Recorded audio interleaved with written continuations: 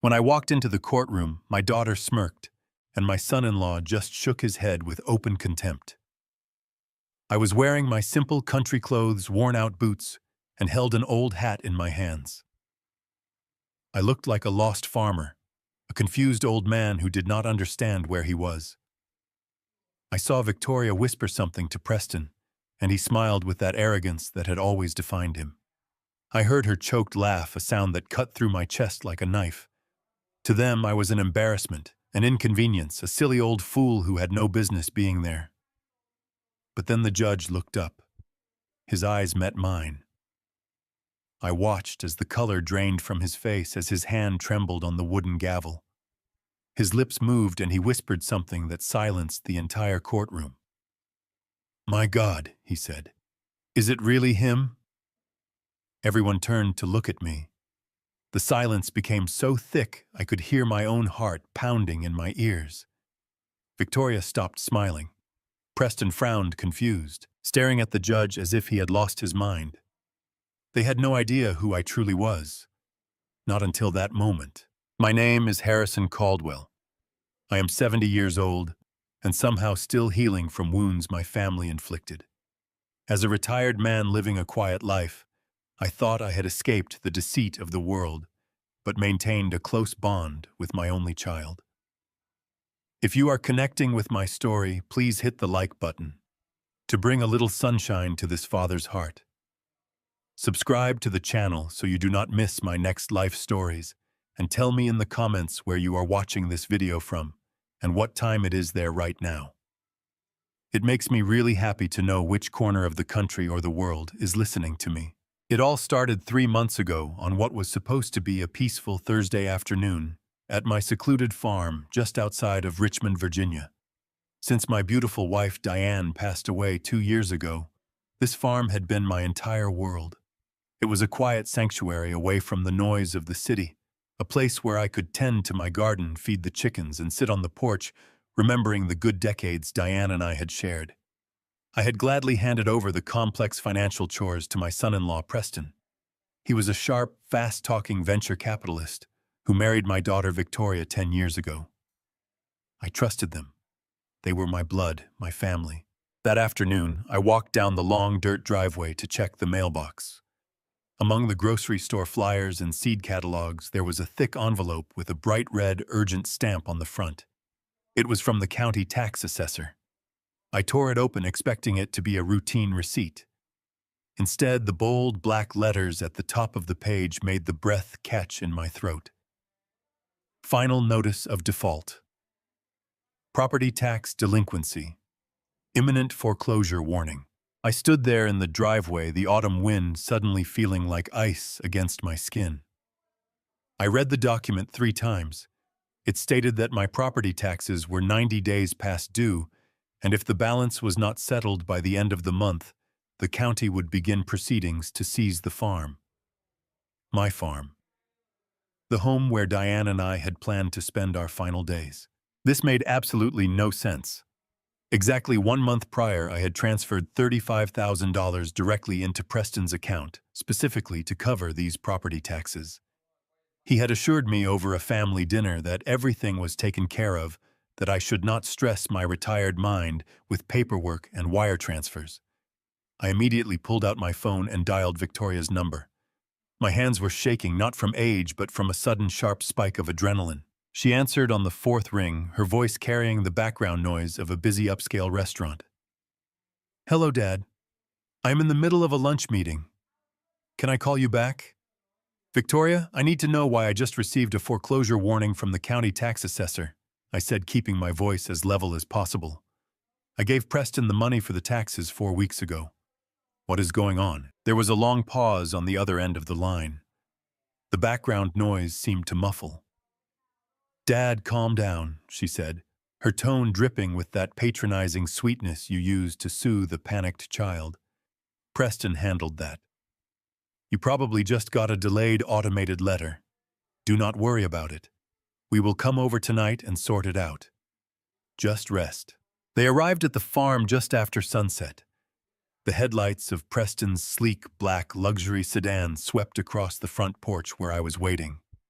Preston stepped out first wearing an expensive tailored suit, looking entirely unbothered. Victoria followed, clutching a designer handbag, her face set in an expression of exhausted patience. I invited them into the living room and placed the final default notice on the coffee table. "Explain this to me, Preston," I said, pointing at the bold red ink. Preston did not even pick up the paper. He simply sighed, unbuttoned his suit jacket, and sat back on my sofa with an arrogant ease. "Harrison, you are getting worked up over nothing," he said smoothly. "I paid the taxes weeks ago.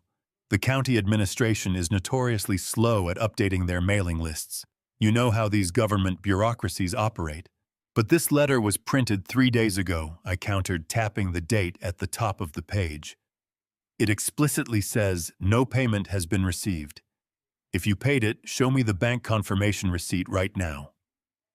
Preston exchanged a quick, exasperated look with Victoria. It was a look that screamed, "Here we go again with the crazy old man." "Dad, stop interrogating him," Victoria snapped, stepping forward and placing a perfectly manicured hand on Preston's shoulder. "He is doing you a favor by managing your accounts. You have been forgetting everything lately. You are confused." "I am not confused, Victoria. I am reading a legal document." "You are confused, Dad," she insisted, raising her voice just enough to dominate the room. Her eyes locked onto mine, unyielding and cold. "Do you not realize how bad your memory has gotten? Last week you forgot the name of my new dog. 2 days ago you called me asking what day it was. And yesterday—" She paused, letting out a dramatic, trembling breath. "Yesterday we stopped by while you were napping, and the gas stove was left on. The whole kitchen smelled like a leak. You could have blown up the entire house and died, Dad. We had to turn it off and open all the windows." The room went dead silent. The only sound was the ticking of the old grandfather clock in the hallway. I stared at my daughter, feeling the ground beneath my boots turn to ash. The gas stove. For a fraction of a second, my mind played tricks on me. I imagined the smell of gas. I remembered the warmth of that kitchen. Diane used to stand at that exact stove humming to old jazz records while she simmered her famous Sunday pot roasts. The aroma of garlic and rosemary used to fill these walls, making this empty house feel like a home. But when Diane lost her battle with sickness 2 years ago, the music stopped. The cooking stopped. I looked toward the kitchen archway. I had not turned on that gas stove in exactly 2 years. I lived exclusively on cold sandwiches, microwave meals, and coffee from an electric maker.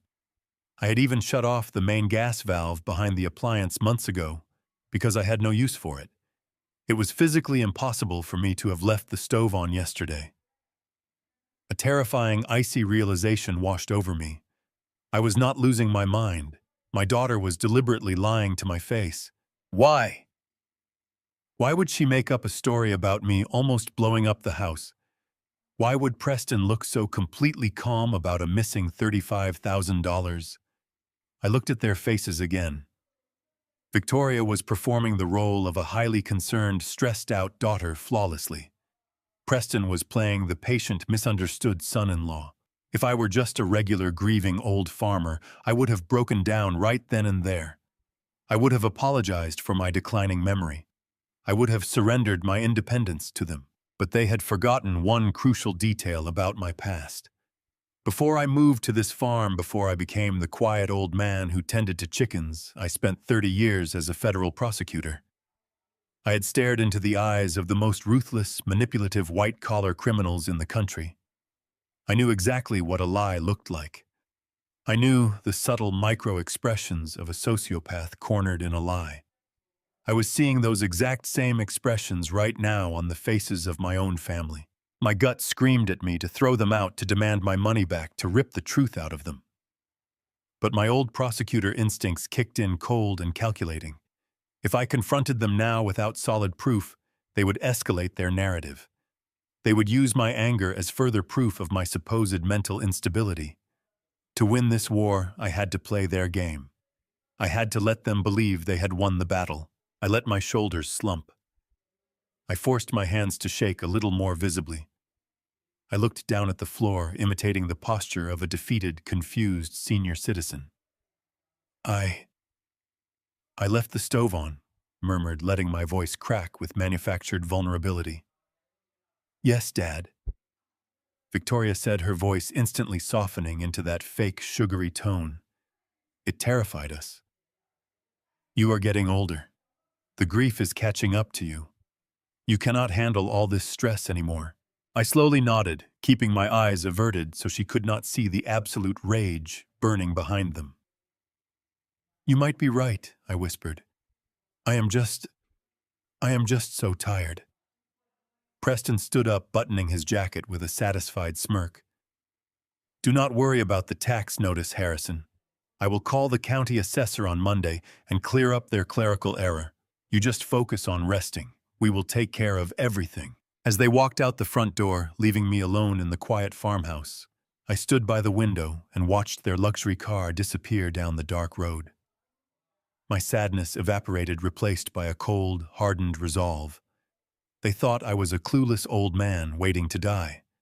They thought they could steal my money and gaslight me into an asylum. But they had just woken up a sleeping lion. The hunt had officially begun. The morning after their visit, Victoria showed up at the farm before the sun had crested the horizon. She walked into my kitchen holding a small, unmarked amber prescription bottle. She set it on the granite counter next to my coffee maker, with a soft, patronizing smile. Dad, I spoke with Dr. Aris this morning, she said, pouring me a cup of coffee. He agrees with Preston and me. The grief, the isolation is taking a toll on your cognitive functions. He prescribed these vitamins to help support your memory and keep you sharp. I stared at the little amber bottle. It looked innocent enough. Just a plastic cylinder filled with small white capsules. But a voice in the back of my head, a very old, very cynical voice that had interrogated mob bosses and embezzlers, whispered to me, do not take them. I knew I should listen to that sharp instinct. It had kept me alive in courtrooms for decades without fail. But she was my daughter. She was the little girl I had taught to ride a bicycle, the teenager I had proudly sent off to college, the woman I had walked to marry Preston. How could I let my paranoid prosecutor brain accuse my own flesh and blood of foul play over a forgotten gas stove? I convinced myself that the stress of the foreclosure notice was making me jumpy. I needed to trust my family. So I unscrewed the cap, took out a pill, and swallowed it with my coffee.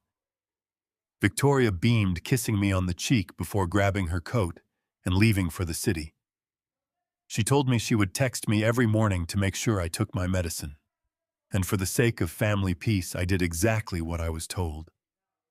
Within exactly 2 long weeks, my entire physical reality began to warp into a nightmare. It started as a subtle heaviness behind my eyes, a dark, persistent, muddy fog that seemed to settle heavily over my brain by mid-morning. I used to wake up easily at 5 daily to tend to the vegetable garden and read the financial papers.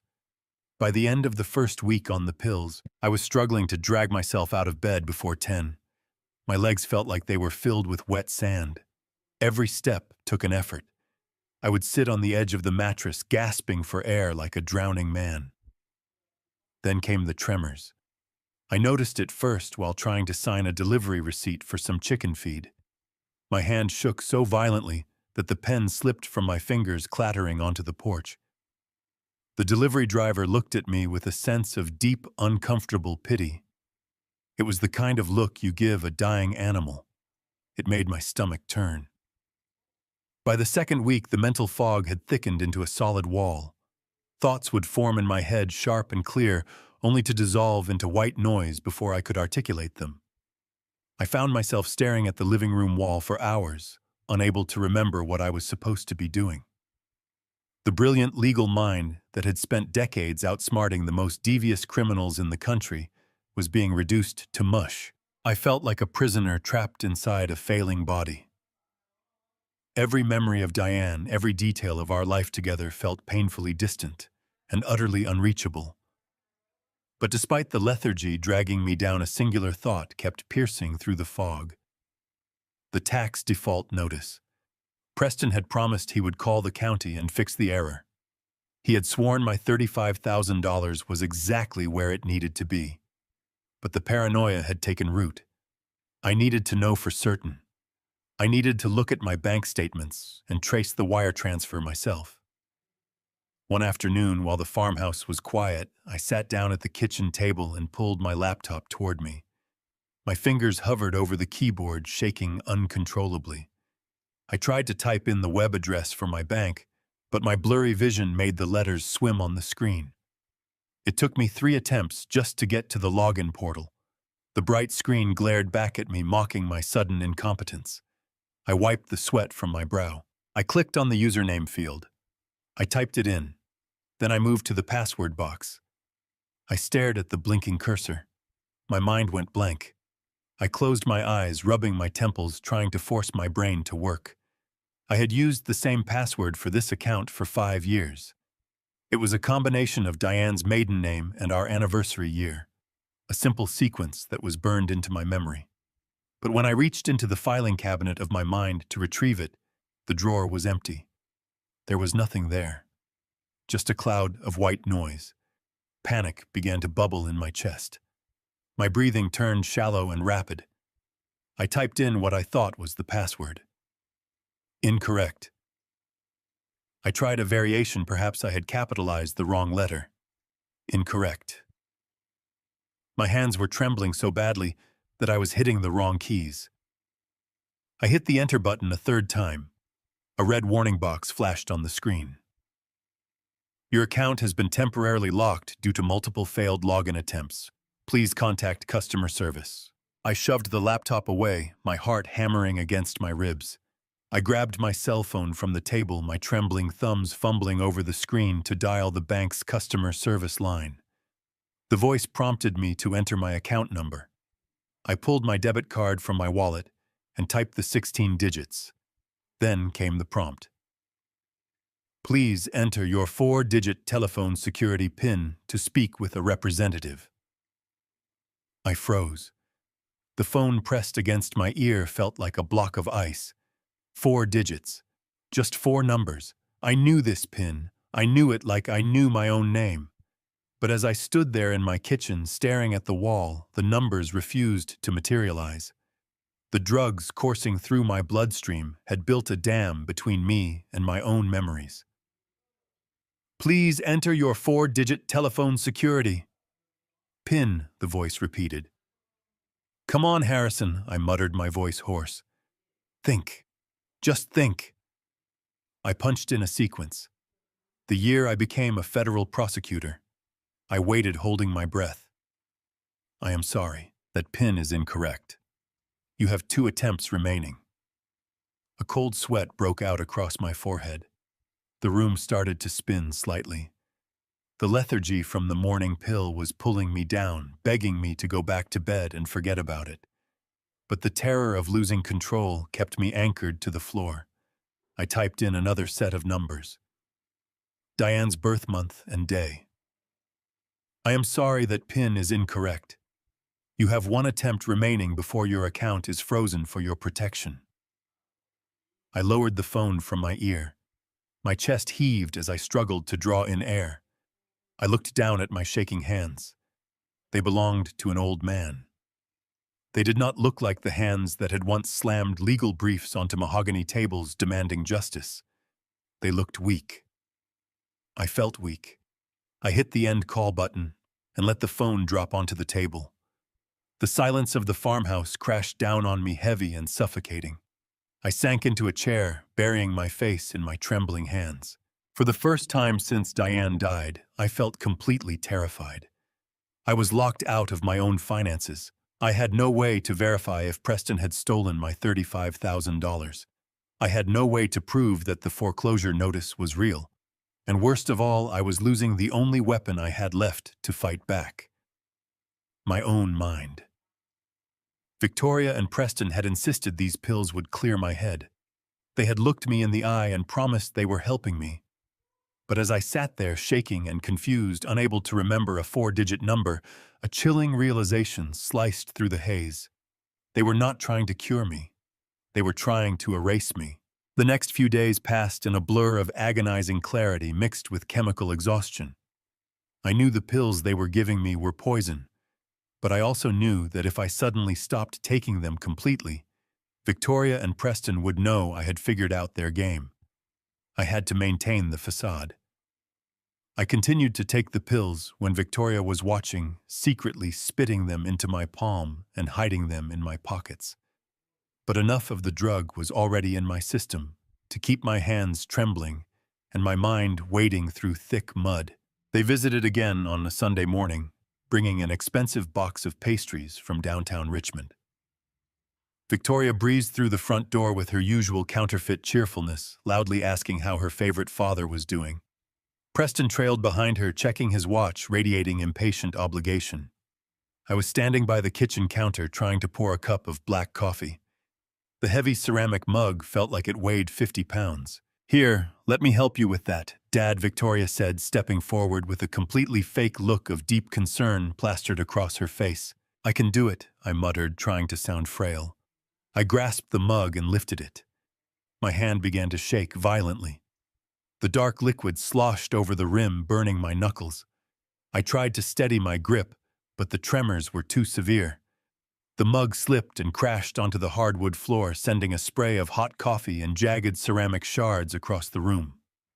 "Oh, for heaven's sake," Preston sighed heavily. "I am sorry," I whispered, immediately dropping to my knees. I blindly gathered the broken pieces, letting my hands tremble even more than they naturally were. I kept my head down, playing the part of the pathetic, ruined old farmer they desperately wanted me to be. "Do not cut yourself, Dad," Victoria said, her voice laced with fake sympathy. "Just leave it. I will get the mop." She walked toward the utility closet down the hall. I remained on the floor, carefully picking up a sharp piece of ceramic. From my position on the ground, I had a clear view of the large sliding glass door that led out to the back patio. The morning sun was hitting the glass at just the right angle, turning it into a perfect dark mirror. I looked at the reflection in the glass. Preston was standing behind me, leaning against the kitchen island. He was not looking down at me with pity or concern. His face was twisted into a sneer of absolute undisguised disgust. It was a look of cold, calculating impatience. Victoria walked back into the kitchen with the mop. She paused next to her husband, looking down at me as I continued to fumble with the broken pieces on the floor. Preston leaned in close to her ear. His voice was nothing more than a faint hiss, but the kitchen was quiet enough for the sound to carry directly to me. "He is practically useless now," Preston whispered, his eyes fixed on my shaking back. "It will not be long." Victoria did not reprimand him. She did not defend her father. She simply gave a short, silent nod of agreement and handed him a paper towel. As I stared at their reflection, a profound silence settled over my mind. The chemical fog that had been suffocating my brain vanished, burned away by a sudden flash of absolute rage. The trembling in my hands stopped entirely. I knelt there on the floor, clutching the broken ceramic, and let the sheer audacity of his words sink into my bones. He is practically useless now. In that fraction of a second, the image of the weak widower shattered completely. That specific look of arrogant contempt on Preston's face flipped a deeply buried switch in my brain. It was the exact same expression I used to see on arrogant Wall Street fraudsters right before I destroyed their lives 30 years ago. I remembered sitting across polished tables from men just like Preston. Men who believed their slick words made them untouchable. They thought they could manipulate the system, steal from the innocent, and walk away clean. They always smiled until the moment I dropped irrefutable evidence of their crimes in front of a judge and watched the color drain from their faces. For 30 years, I was the apex predator in those courtrooms. I built cases so airtight that defense attorneys advised clients to plead guilty rather than face me. When Diane died, I packed away that part of myself. I traded tailored suits for flannel shirts and legal briefs for garden tools. I wanted peace. I wanted to rest. But seeing Preston standing in my kitchen plotting my demise with my daughter, I realized my retirement had been a mistake. I was not a sick old man. I was a target hunted by amateurs. They thought they had found a vulnerable victim with a thick bank account and a fading memory. They thought they could drug me into compliance, steal my property, and throw me into a cheap nursing home to rot. They had made a catastrophic miscalculation. I took a slow, deep breath, letting the icy focus of my past career wash over me. The prosecutor inside me was fully awake and he was hungry. I knew exactly what I had to do. I could not confront them yet. I needed evidence. I needed a paper trail.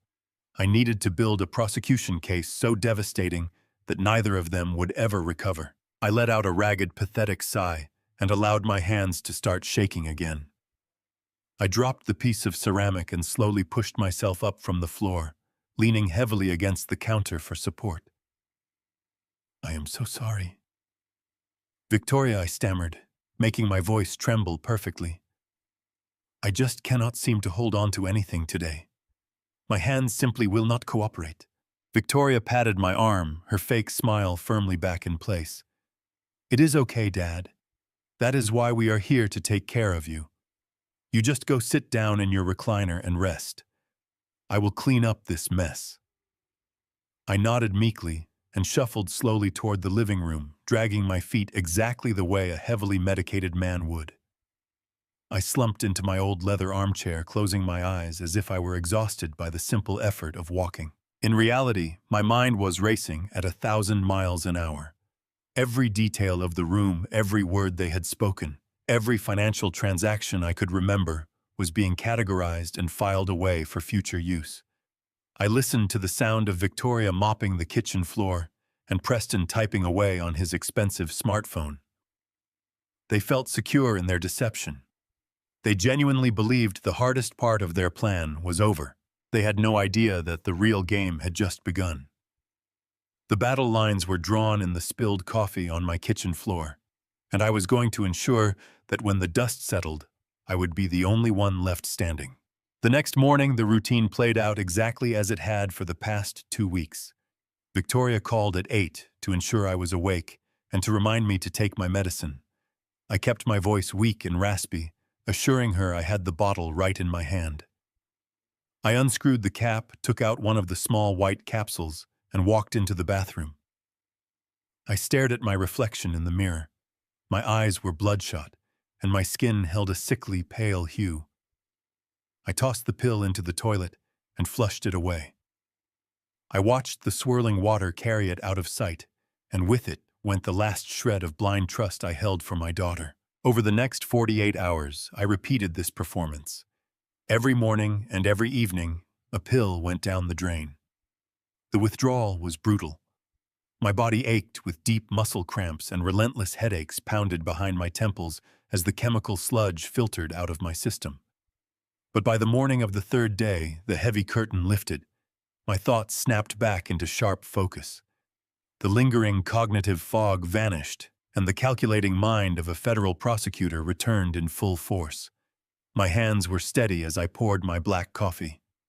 I was back. But Victoria and Preston could not know that. Whenever they visited or called, I maintained the facade, letting my hands tremble and allowing my words to trail off into whispers. I needed proof of what was hidden inside those capsules. I knew better than to visit my regular physician in Richmond. Victoria was listed as my emergency contact and possessed medical proxy rights on my file. Any toxicology test requested locally would generate a notification and trigger an alert to her smartphone. I had to go off the grid. I bypassed my sedan equipped with GPS tracking and walked to the barn. Under a tarp was my farm truck from the 90s. I grabbed the keys, tossed the amber pill bottle onto the passenger seat, and turned the ignition.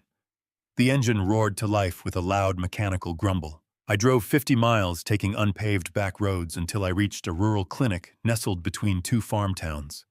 The waiting room was empty. I walked up to the front reception desk and paid $300 in cash for a confidential consultation. I used a variation of my middle name to register. The attending doctor was a tired-looking man with gray hair who seemed surprised to have an elderly walk-in patient ask for toxicology testing. I sat down on the examination table and handed him the small white capsule along with a $50 bill to guarantee an expedited process. I told him I needed to know what chemical compounds were inside that pill, and I required a blood panel to determine what toxins were circulating through my veins. He frowned, turning the capsule over in his gloved hands, but the cash payment and my tone left him no room for argument. He assured me I would have the results by the following afternoon. I thanked him, walked back out to my truck, and began the drive home. The adrenaline rushing from the secret mission kept my mind racing. I was calculating my next legal moves, plotting how to dismantle Preston's financial web. As I navigated the country roads, my mind turned over the reality of my situation. I had dedicated my professional career to putting criminals behind bars. I had spent decades analyzing financial fraud, evaluating testimonies, and protecting vulnerable citizens from the type of predatory behavior my family was executing. The audacity of their plan was staggering. They believed that because I was a grieving widower, I had forgotten how to fight. They assumed my age made me defenseless. I gripped the steering wheel, feeling a sense of clarity wash over me. I was not just going to stop them. I was going to dismantle their operation, leaving them with nothing. Lost in my planning, I did not realize how much time had passed. I glanced down at the dashboard clock. It was almost noon. Victoria always called the kitchen landline at noon on her lunch break to monitor my condition. If I did not answer the phone, she would panic. If she panicked, she would send Preston to the farm to investigate. They would realize I was lucid capable and operating an investigation right behind their backs. I slammed my boot down onto the gas pedal. The truck rattled as I pushed it past the speed limit, tearing down the rural highways. Pine trees blurred past my windows. My grip on the steering wheel tightened until my knuckles turned white. I calculated the remaining distance and the time. It was going to be close. I swerved onto my dirt driveway, the tires kicking up a cloud of dust.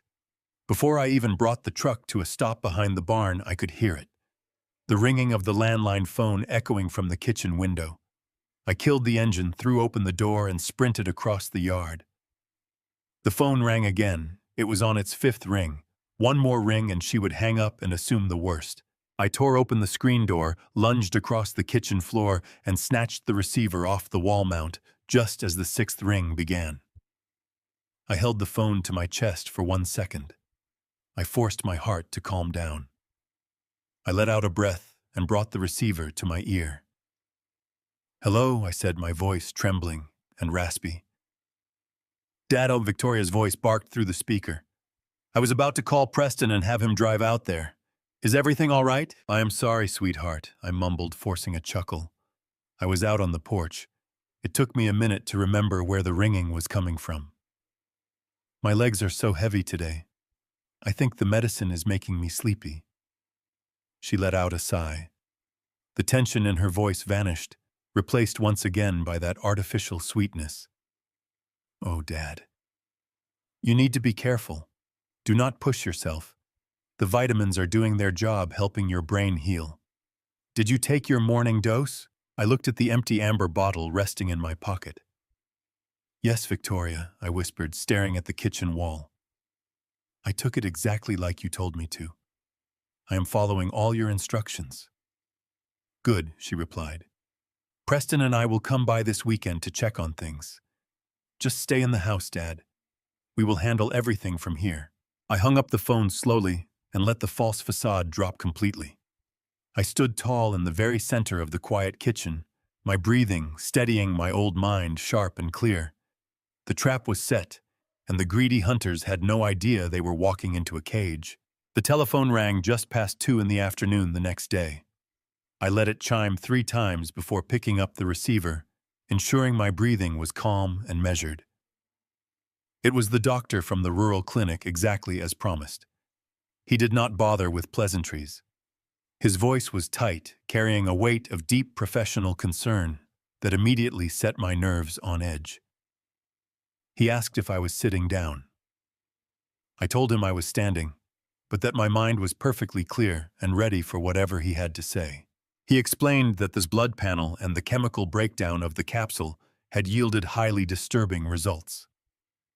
The pills my daughter had given me were not vitamins. They did not contain a single trace of any dietary supplement. They were a concentrated generic formulation of a potent antipsychotic medication, a drug specifically designed to treat extreme cases of acute schizophrenia and violent psychotic episodes.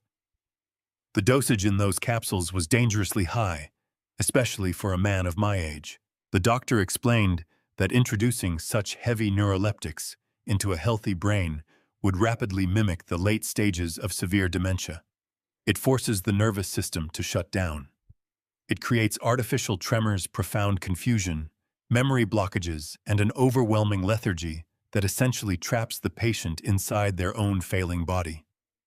He warned me that prolonged exposure could cause irreversible neurological damage or induce a fatal cardiac event.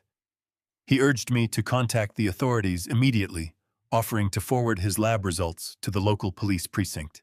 I thanked him for his diligence, politely declined his offer to involve the police just yet, and asked him to mail a physical copy of the certified lab report to a private post office box I maintained under a different name. I hung up the phone. The silence in the kitchen was deafening. My own daughter, my own flesh and blood, had systematically poisoned me. She had smiled in my face, kissed my cheek, and handed me the very chemical chains meant to drag me into a padded cell. The betrayal was so absolute, so profoundly evil, that it transcended anger. It solidified into a cold, unbreakable sheet of pure tactical resolve. I knew Victoria was busy with a corporate media launch that afternoon, which meant Preston would be the one assigned to execute the daily welfare check. He arrived at the farm just before 5 o'clock. The gravel crunched under the heavy tires of his luxury sedan. I watched him from the kitchen window. He stepped out of the car, adjusting his expensive Italian wool coat, looking around my property with the calculating eyes of a real estate developer surveying a vacant lot. He walked up the porch steps, not bothering to knock, and let himself in using the spare key I had foolishly given them years ago. I quickly shuffled into the living room, slumping my shoulders and allowing a pronounced tremor to take over my hands. I stared blankly at the unlit fireplace, mouth slightly open, performing the role of the heavily sedated father to perfection. Preston walked into the room, stopping a few feet away from my chair. He did not ask how I was feeling. He did not offer a warm greeting. He simply stood there, pulling a sleek leather notebook from his breast pocket and jotting something down. "Harrison," he said, his voice loud and condescending. "Did you take your afternoon dose?" Victoria said. "You sounded a bit out of sorts on the phone yesterday. We need to make sure you are staying on top of your regimen." I slowly turned my head toward him, blinking several times as if trying to focus my vision. "Yes," I murmured, letting my voice crack. "I took them. But my head feels so heavy today, Preston. Everything is spinning." He let out a short, dismissive sigh, clearly annoyed by my existence. "Well, the doctor said it takes time for your brain chemistry to balance out. You just need to sit quietly and let the medication do its work." As he spoke, he reached into the right pocket of his wool coat to retrieve his ringing cell phone.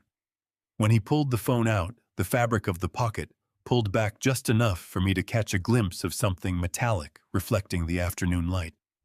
It was a small, uniquely shaped brass key attached to a heavy silver ring. I recognized it instantly.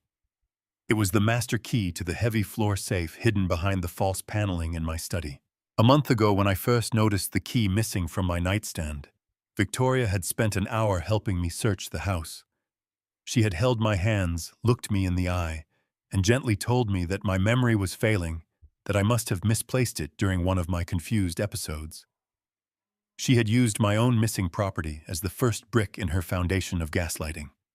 And all along, that key had been resting comfortably in her husband's pocket. I needed that key. If they were accessing my safe, they were accessing the original deeds, the bearer bonds, and the legal structures of my entire estate. I knew I had to get it back right then and there, but I could not simply demand it.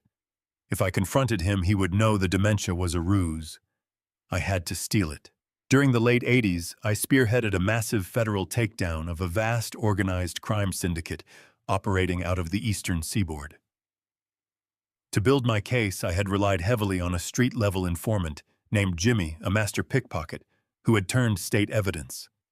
During our many long hours in the safe house, Jimmy had taught me the mechanics of the dip. He explained that successful theft was not about speed, but about misdirection. You had to create a physical shock, a sudden overwhelming point of contact that overloaded the target's sensory perception, making them completely blind to the subtle movement of your hands. I never in my wildest dreams imagined I would employ a mobster's street trick against my own son-in-law in my own living room. I gripped the armrests of my chair and began to push myself up. I made my legs shake violently. Preston. I need water, I gasped. He rolled his eyes and took a step toward me. Just sit down, Harrison. I will get it from the kitchen. As he reached out to push me back into the chair, I executed the maneuver. I allowed my eyes to roll back into my head. I let all the tension drain from my knees, completely simulating a sudden massive fainting spell. My dead weight collapsed forward directly into Preston. He grunted in surprise, dropping his phone on the carpet, as he instinctively threw both of his arms around my torso to catch me. His hands gripped my shoulders tight, his entire focus consumed by the sudden physical burden of my collapsing body. He was completely overloaded by the shock of the moment. In that exact second, while his attention was entirely focused on keeping us both from crashing to the floor, my right hand slipped smoothly and silently into the open pocket of his wool coat. My fingers brushed against the cold metal of the brass key. I pinched it between my index and middle finger, sliding it out with a fluid, practiced motion. I immediately tucked the key into the waistband of my trousers, pulling my sweater down to conceal it. The entire extraction took less than 2 seconds. "What is wrong with you?" he snapped, struggling to push my heavy frame back into the leather armchair. "Stand up, Harrison. Come on, sit back down." I let him maneuver me back into the seat. I slumped against the cushions, letting out a long, ragged breath, blinking wildly, as if I had just regained consciousness. "I am sorry," I whispered weakly. The room just went completely black. I felt so dizzy. Preston dusted off his expensive coat with a look of utter revulsion.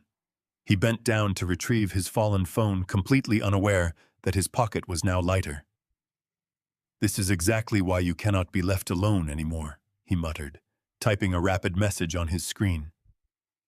"You are becoming a massive liability. I will get you a glass of tap water, and then I have to leave. I have a business meeting." He turned his back on me and marched toward the kitchen. The moment he was out of sight, I reached into my waistband and pulled out the brass key. The metal felt heavy and cold against my palm. I gripped it tightly, feeling the sharp edges press into my skin. It was not just a piece of metal. It was the key to my survival. It was the proof that they were already inside my vault, dismantling my life from the inside out. Preston returned, shoving a glass of water onto the side table. "Drink that and stay in this chair," he ordered. "Victoria will call you tonight." I nodded slowly, keeping my hands folded in my lap, hiding the stolen key. "Thank you, Preston," I murmured. "You are a good son." He sneered, turned on his heel, and walked out the front door. I listened to his luxury car start up and crunch its way down the driveway. I did not move until the sound of the engine completely faded into the distance. Then I sat up straight. The tremors vanished. The weakness evaporated. I looked down at the brass key resting in my palm. The rage that had been simmering in my chest crystallized into pure, unadulterated purpose. They had poisoned my body. They had insulted my intelligence. Now they were robbing my vault. The time for hiding was over. It was time to strike back. Every piece of evidence I gathered from now on would be a nail in their proverbial coffins. I was not going to simply survive this attack against my life. I was going to utterly dismantle their fraudulent reality just as cruelly as they had tried to erase mine. I waited until the sun dipped below the tree line and the farm was wrapped in total darkness. I knew better than to use the landline or my cell phone. If Preston and Victoria were bold enough to drug me and steal the key to my safe, they were certainly capable of monitoring my call logs. During my afternoon trip to the rural clinic, I had purchased a cheap, prepaid cellular phone with a handful of cash. I pulled the small plastic device from my boot, powered it on, and dialed a number I had memorized over 20 years ago. The line rang twice before a deep, gravelly voice answered. It was Jonathan Pierce. Jonathan was a titan in the world of civil law, a man who navigated courtrooms with the precision of a surgeon and the ruthlessness of a shark. We had fought on opposite sides of the aisle many times during my days as a federal prosecutor. Over the years, that professional rivalry had melted into a profound, unspoken respect. He was the only person I could trust with a secret of this magnitude. "Jonathan," I said, keeping my voice low. "It is Harrison Caldwell. I am using an unregistered phone. Do not return a call to my primary number." There was a brief pause on the line. Harrison Jonathan replied, his tone immediately shifting from casual to strictly business. "You do not buy burner phones to chat about the weather." "What is happening?" I laid out the facts with the clinical detachment of a man presenting an indictment. I told him about the property tax default notice. I told him about the antipsychotic drugs my own daughter had disguised as vitamins. I told him about Preston stealing the key to my hidden floor safe. I did not offer emotional commentary. I simply gave him the evidence. I reminded him that if this failed, I would lose everything I had built for my family, my land, and my freedom. He promised me he would move heaven and earth to prevent that. Jonathan remained silent for a long moment after I finished. When he finally spoke, his voice carried a quiet, terrifying anger. "They are setting you up for a fraudulent conservatorship, Harrison. They are trying to medically establish your incompetence so they can seize your assets. We need to document their actions immediately. I need eyes inside my own house," I told him. "I need them to catch Preston opening that safe. But it has to be completely off the books. No official security companies. No paper trails they can find." "I have a private technical team," Jonathan assured me. "Former federal surveillance experts who work exclusively for my firm. They are discreet and they are fast. I will send them to your farm tonight. Leave the back door unlocked." The hours before midnight crawled by with agonizing slowness. I sat in the dark living room watching the faint moonlight filter through the curtains. I ran through every possible legal scenario in my head. I was no longer a father trying to understand his child. I was an investigator building a trap. Precisely at midnight, 2 unmarked dark sedans rolled silently up my dirt driveway. The headlights were extinguished. 3 men dressed in dark, nondescript clothing slipped out of the vehicles and moved swiftly toward my back porch. They wore gloves to avoid leaving fingerprints and carried specialized gear bags that looked completely ordinary from the outside. I unlocked the heavy wooden door and let them inside. They did not ask questions. They offered no pleasantries. They simply went to work with a level of quiet professionalism that instantly put me at ease. The lead technician, a tall man with sharp eyes, handed me a secure tablet. He explained that they would be installing military-grade micro-cameras directly into the architectural molding of the living room and the study. The lenses were no larger than the head of a pin, completely invisible to the naked eye. The video feeds would be encrypted and uploaded directly to a secure server at Jonathan's law firm. If Preston or Victoria stepped foot in this house, every movement, every whisper would be captured and preserved as irrefutable legal evidence. I directed them to the study first. I pointed to the heavy oak bookshelves lining the far wall. The floor safe was hidden beneath a false section of hardwood, directly below the bottom shelf. The technicians nodded and began drilling microscopic holes into the crown molding near the ceiling. They worked with surgical precision, routing tiny wires behind the drywall. I watched them in the dim light of a desk lamp, feeling a strange mix of relief and profound sorrow. I was turning my own sanctuary into an active surveillance zone to catch my daughter committing a felony. The reality of that fact weighed heavily on my chest, but I pushed the emotion aside. This was a war of survival. Every second ticked loudly in my ears, reminding me that we were operating in a highly vulnerable window of time. If Preston had decided to return for another surprise check, the entire operation would be exposed instantly. The installation process, however, proved to be far more complicated than anticipated. The thick, century-old plaster and dense oak beams of my farmhouse resisted their modern tools.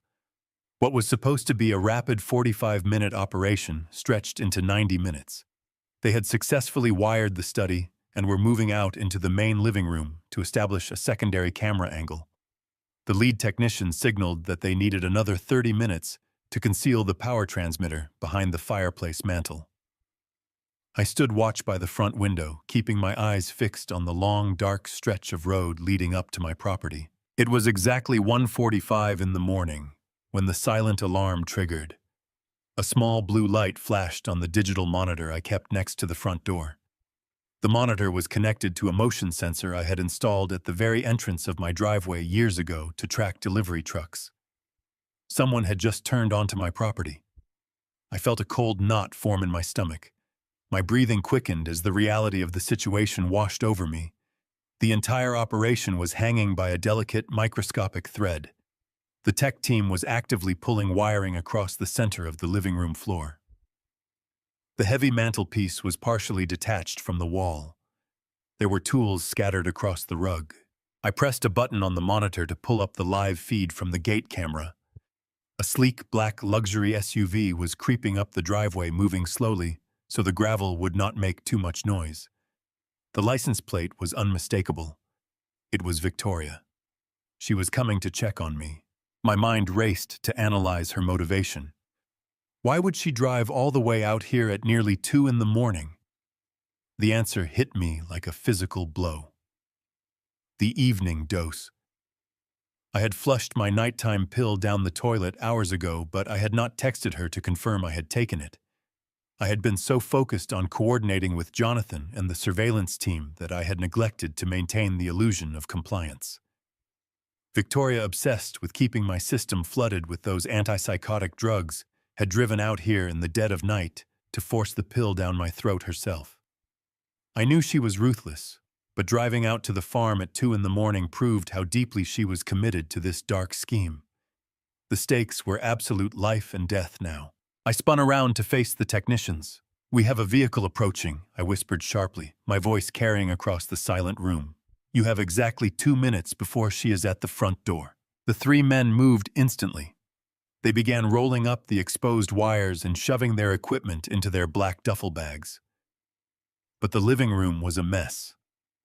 The thick white plaster dust from the heavy drilling was glaringly visible on the dark polished hardwood floor. The mantelpiece was still slightly misaligned. There was absolutely no way they could pack their gear, clean the evidence, and exit the house without Victoria noticing the disruption. The bright headlights of her SUV swept across the front windows, casting long, terrifying shadows across the living room walls. I could hear the crunch of the tires as she pulled the vehicle to a stop right behind the unmarked sedans belonging to the tech team. She would see those cars. She would see the dust. She would realize the trap was being set, and the entire prosecution would crumble before I could even file a single document. I needed to buy them time. I needed to create a distraction so monumental and so disturbing that she would forget about the strange cars, forget about the dust on the floor, and focus entirely on me. I looked at the lead technician. "Go out the back window," I ordered quietly. "Do not stop moving until you reach the tree line. I will handle her and buy you the minutes you need." The heavy slam of a car door echoed through the cold night air. The sound of her expensive heels began to click rhythmically against the stone walkway leading up to the porch. I had 10 seconds left. I had to become the broken, helpless old man she believed she had created, and I had to do it right outside before she could ever turn the knob of my front door. I threw open the heavy oak front door and stepped out onto the porch. The freezing night air hit my bare skin like a physical blow. I was wearing nothing but thin cotton pajamas, and the temperature had plummeted well below freezing. The shock of the cold was immediate and severe, but I welcomed it. It made my physical reaction genuine. I began to shiver violently, my teeth chattering, as I stumbled down the wooden steps and onto the frozen gravel of the driveway. I wrapped my arms around my chest, hunching my shoulders, and began to wander aimlessly toward the blinding headlights of her luxury vehicle. I widened my eyes, forcing a look of absolute hollow terror onto my face. I let my jaw go slack. I needed to look like a man whose mind had completely detached from reality. I had to become a man, wandering blindly through a shattered memory, terrified of the shadows lost in his own home. Victoria killed the engine and slammed her door shut. I heard the sharp crunch of her designer boots on the gravel as she marched toward me. Even in the darkness, I could see the fury radiating from her posture. "What on earth are you doing out here, Harrison?" she snapped, not even bothering to use the word "dad." Her voice was sharp, laced with cold irritation, rather than parental concern. "Get back inside this instant. Are you trying to catch pneumonia?" I did not look directly at her. Instead, I stared past her shoulder into the dark woods, raising a trembling hand to point at nothing. "Diane," I wailed, letting my voice crack with pathetic desperation. "Diane, is that you? Where have you been? I have been looking everywhere. I cannot find the keys, Diane. The house is so cold." Victoria stopped dead in her tracks. The sheer volume of my apparent delusion caught her completely off guard. She stared at me, shivering in the frost, barefoot on the jagged stones, crying out for a woman who had been buried for years. I stumbled forward, reaching out into the empty air, grasping at ghosts. I could practically see the gears turning behind her eyes. The irritation morphed into a twisted, victorious satisfaction. She truly believed her toxic pills had finally pushed me over the edge into full-blown dementia. She stepped forward and grabbed me by the bicep. Her grip was surprisingly strong, her fingernails digging through the thin fabric of my pajamas. "Stop this nonsense," she commanded, pulling me toward the porch. "Diane is dead. You are confused. Move your feet." I resisted. I planted my bare feet firmly in the freezing gravel and let my body go completely limp, forcing her to support my entire weight. "No, no," I pleaded, shaking my head frantically. "I have to wait for her. She said she was coming right back. Do not make me go inside. It is not safe in there. The shadows are moving. I am frightened." I dragged out the struggle, pulling against her, stumbling over the stones, doing everything in my power to keep us outside in the freezing air. Every second I stalled was another second the surveillance team had to secure their gear, wipe away the plaster dust, and vanish into the forest. Victoria groaned in frustration, struggling to hold my heavy frame upright. She dug her heels into the dirt, cursing under her breath. "Get up, you foolish old man," she growled, completely dropping her loving daughter persona. "You are going to ruin everything if you die of exposure out here in the yard." "Stand up." I let my knees buckle again, scraping my shins against the icy driveway. I moaned in fabricated agony, clutching at her expensive cashmere coat like a frightened child seeking refuge. "Please," I sobbed, burying my face against her sleeve. "They are watching me in there. The men in the walls are watching me. I cannot go back inside." The irony of my words was not lost on me, but to Victoria it was just another symptom of profound psychotic paranoia. She yanked her arm away, repulsed by my touch. "You are hallucinating, Harrison. There is no one in the walls. There is no one here but you and me. Now walk." I dragged my feet, forcing her to literally pull me inch by inch up the wooden steps. I counted the seconds in my head. 10, 20, 30. I needed to give Jonathan's team absolute certainty. I intentionally tripped over the top step, sprawling hard onto the wooden deck of the porch. I lay there on my stomach, gasping for air, letting the bitter cold seep deep into my bones. Victoria brutally kicked my left leg, a sharp, incredibly cruel motion that spoke undeniable volumes about the true blackness of her heart. I said, "Get up," she hissed, leaning down so her face was inches from mine. "You are not going to ruin my plans tonight. You are going to go inside, you are going to take your medication, and you are going to sleep." I pushed myself up onto my hands and knees, whimpering softly. I allowed her to grab the collar of my pajama shirt and hoist me to my feet. We stumbled through the front door and collapsed into the main hallway. The sudden warmth of the house washed over me, but I did not stop shivering. I sank against the wall, pulling my knees to my chest and rocking back and forth. Victoria stood over me, panting heavily from the physical exertion. She smoothed down her expensive coat and glared at me with absolute contempt. She did not immediately look toward the living room. Her attention was entirely focused on managing the pathetic creature cowering at her feet. I risked a quick, subtle glance down the hall. The living room was perfectly dark. The heavy power tools were gone. The backsliding door was shut tight. The thick layer of white plaster dust had been hastily swept away. The tech team had vanished like phantoms in the night. "Stay right there," she ordered, turning on her heel and marching toward the kitchen. "Do not move a single muscle." I listened to her open the glass cabinets, running the cold tap water into a small plastic cup. She returned holding water and a white capsule. "You missed your nighttime dose," she said coldly, crouching down to my level. She shoved the pill against my lips. "Open your mouth and swallow this right now." I whimpered, but obediently opened my mouth.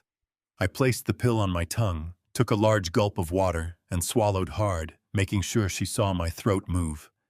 She watched me closely, waiting a full minute to ensure I had not hidden it. What she did not know was that I had already trapped the capsule inside my cheek. Satisfied, Victoria stood up, gave me a look of disgust, and left. As her car drove away, I spat the pill out. I looked up at the crown molding. A tiny red light blinked once. The cameras were live.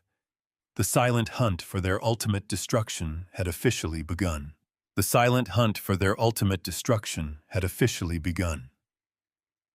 The following morning broke with a heavy gray overcast that mirrored the cold determination settling deep into my bones. I sat alone at the kitchen island, a steaming mug of black coffee resting untouched beside the encrypted tablet Jonathan had provided.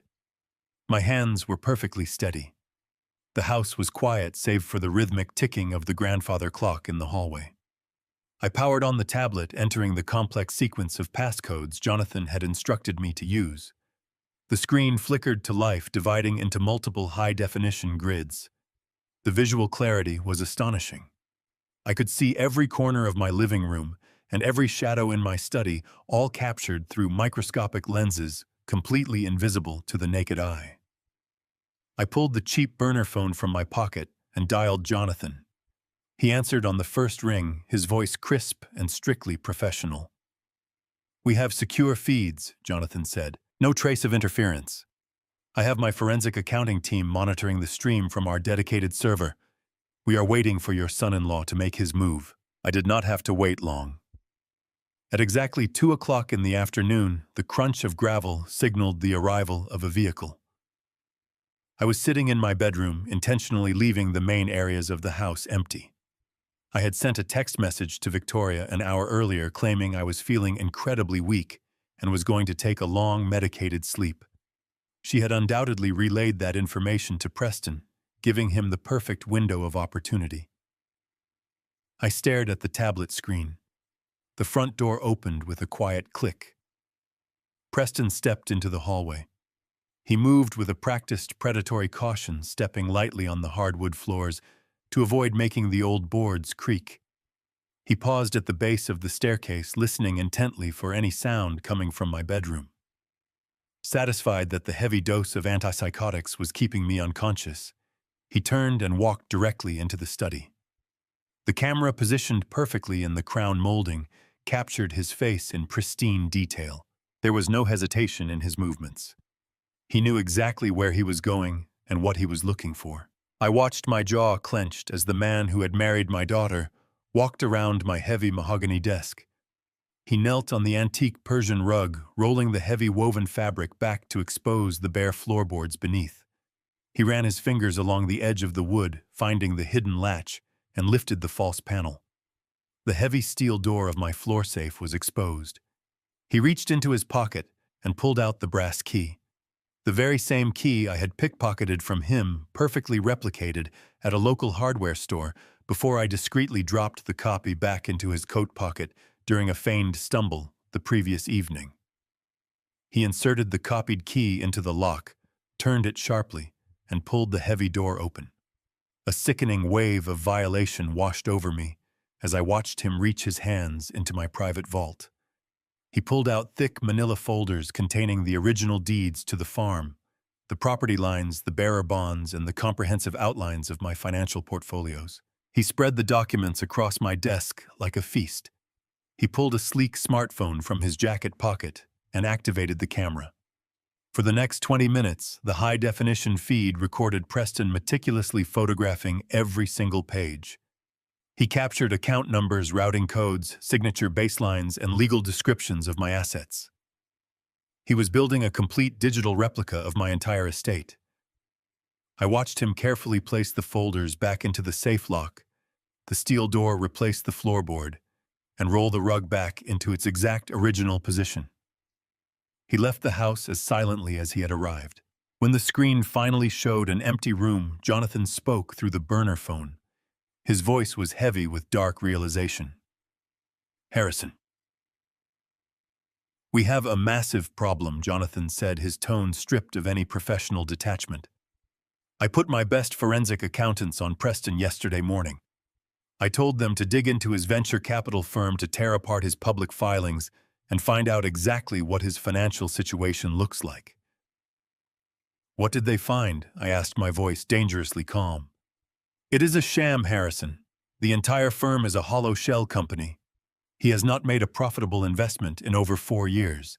He has been hemorrhaging money, living completely on credit, and floating loans to maintain the illusion of a successful corporate lifestyle. But it is much worse than just being broke. He owes money, a staggering amount of money." "How much?" I demanded. $15 million, Jonathan replied, the number hanging in the air like a physical threat. "And he does not owe it to conventional banks. He owes it to a shadow banking syndicate operating out of Chicago. These are not people who send collection letters, Harrison. These are ruthless, violent creditors who specialize in high-interest, off-the-books lending to desperate executives. Preston is completely backed into a corner, and his time is running out." I stared at the blank screen of the tablet, the pieces of the puzzle rapidly snapping into place. The fake vitamins, the isolated farm, the theft of the documents. "He is using my estate," I realized aloud, the cold truth settling over me. "That is exactly right," Jonathan confirmed. "He is using your assets as collateral to appease the syndicate. He needed the photographs of your deeds and your financial portfolios to prove to these people that he has access to substantial capital. We found newly registered holding companies in Delaware. He has already forged your signature on multiple loan guarantee documents. He is pledging the farm, your investments, and everything Diane left behind to save his own life. If he defaults on this shadow debt, the syndicate will not just come for him. They will come for the farm. They will take your property through fraudulent liens, and because he is establishing a paper trail of your mental incompetence, any court would assume you simply signed away the assets in a state of confusion. The absolute brilliance of their malicious plan left me momentarily breathless. Victoria and Preston were not just greedy children waiting for an inheritance. They were desperate criminals using my life as a shield against a violent cartel. They were systematically destroying my mind with chemical restraints, so I could not fight back when the syndicate arrived to seize the farm.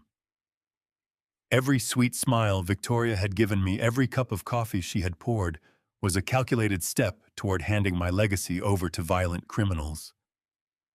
I looked around my kitchen thinking of Diane. We had built this life with our own hands. We had poured our blood and sweat into this land. The thought of losing it to a Chicago crime syndicate because of my son-in-law's reckless arrogance ignited a fire within me that burned hotter than any case I had ever prosecuted. The fire in my chest was unlike anything I had experienced in my 30 years as a federal prosecutor. I sat at my kitchen island staring at the encrypted tablet, while the reality of Jonathan's words echoed in the quiet room. $15 million. A shadow banking syndicate. My own daughter and her husband were perfectly willing to let violent criminals take my farm, my home, and my legacy just to cover their own reckless greed. They were drugging me to keep me docile while they signed my life away. I closed the connection with Jonathan and powered down the tablet. I knew I could take the camera footage to the police right now and have them arrested for elder abuse. But that was not enough. If I struck too early, Preston would claim he was merely organizing my files for my own protection. Victoria would cry in front of a judge claiming she was a devoted daughter, trying to help a father suffering from severe cognitive decline. They would hire expensive defense attorneys and spin a narrative of a tragic family misunderstanding. I needed them to cross a line they could never walk back from. I needed them to attempt a blatant, undeniable act of fraud right in front of the hidden lenses. I needed to force their hand. To do that, I had to create a ticking clock. I had to threaten the one thing they desperately needed to appease the Chicago syndicate: the farm. I dialed Victoria.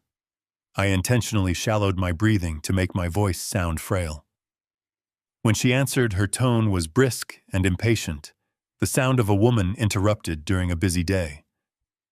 I asked her if she could come over to the house that afternoon. I told her I was having a rare good day, a small window where the fog in my brain had briefly cleared, and I needed to discuss something incredibly important regarding the future of the estate. I heard the hesitation in her voice, followed by the familiar calculating shift in her tone. She promised she would be there by 4 o'clock. I spent the next 2 hours preparing my performance. I brewed a pot of coffee and poured it down the sink, leaving an empty mug on the table. I ruffled my hair, unbuttoned the collar of my flannel shirt, and draped a heavy wool blanket over my knees as I sat in the leather armchair in the living room. I positioned myself perfectly within the optimal viewing angle of the micro camera.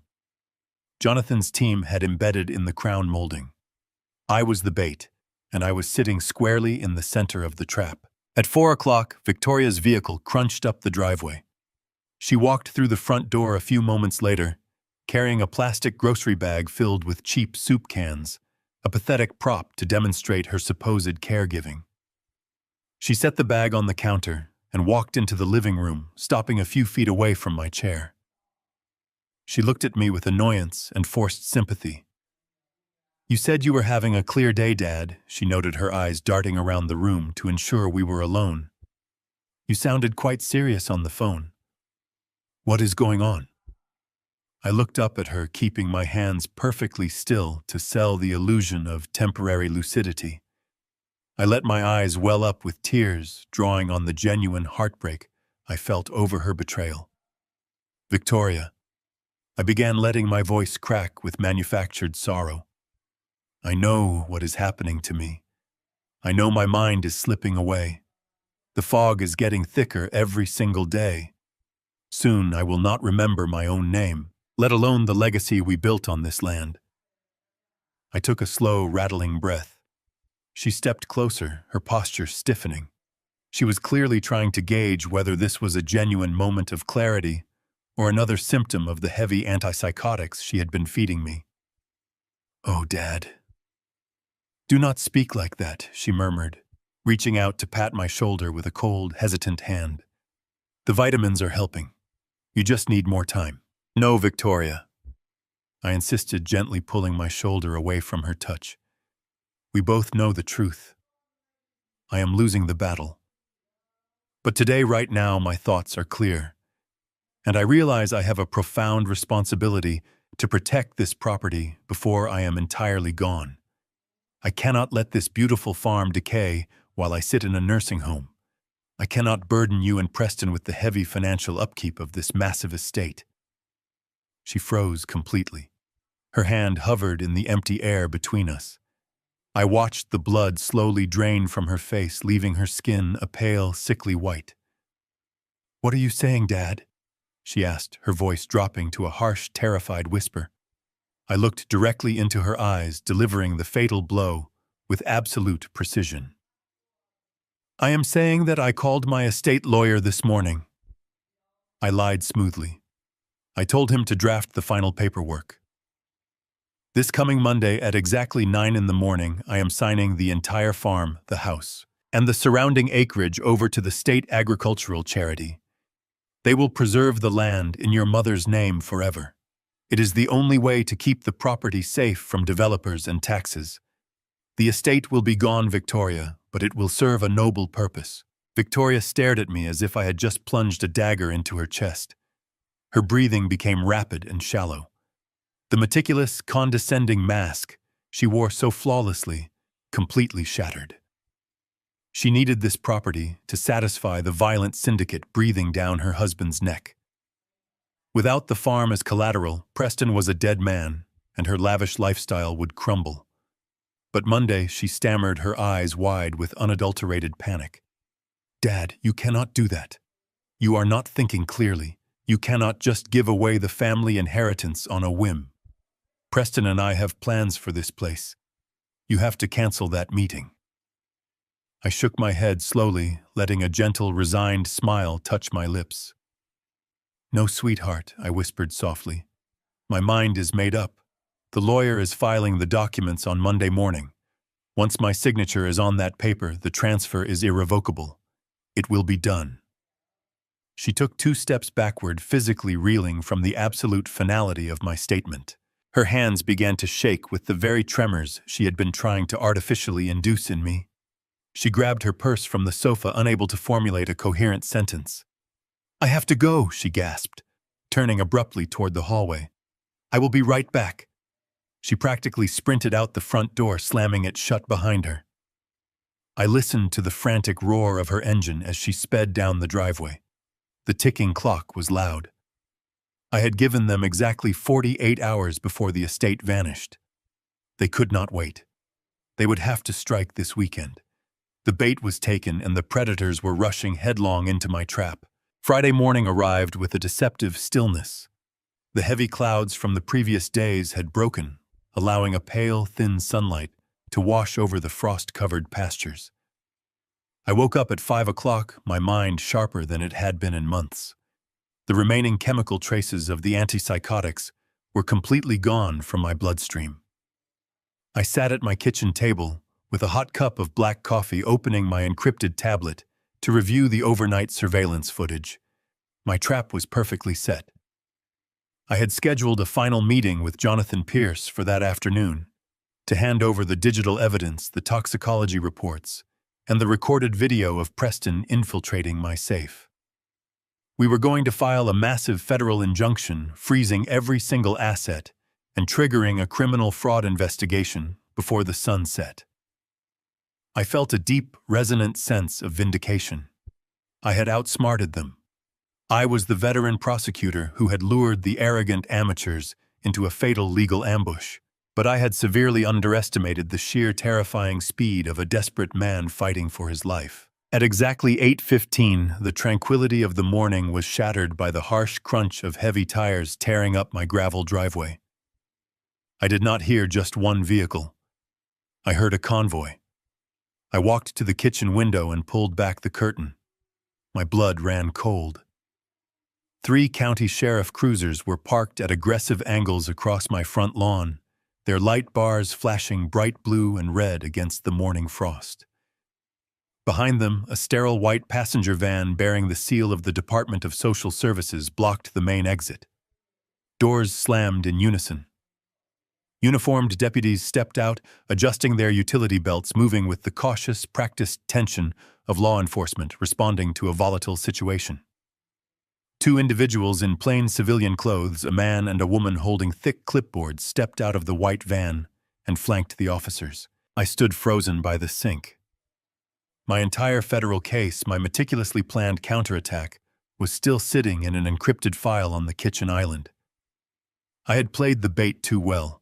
I had forced a ticking clock onto Preston and Victoria, anticipating they would try to force my signature on a new deed over the weekend. Instead, they had bypassed me completely.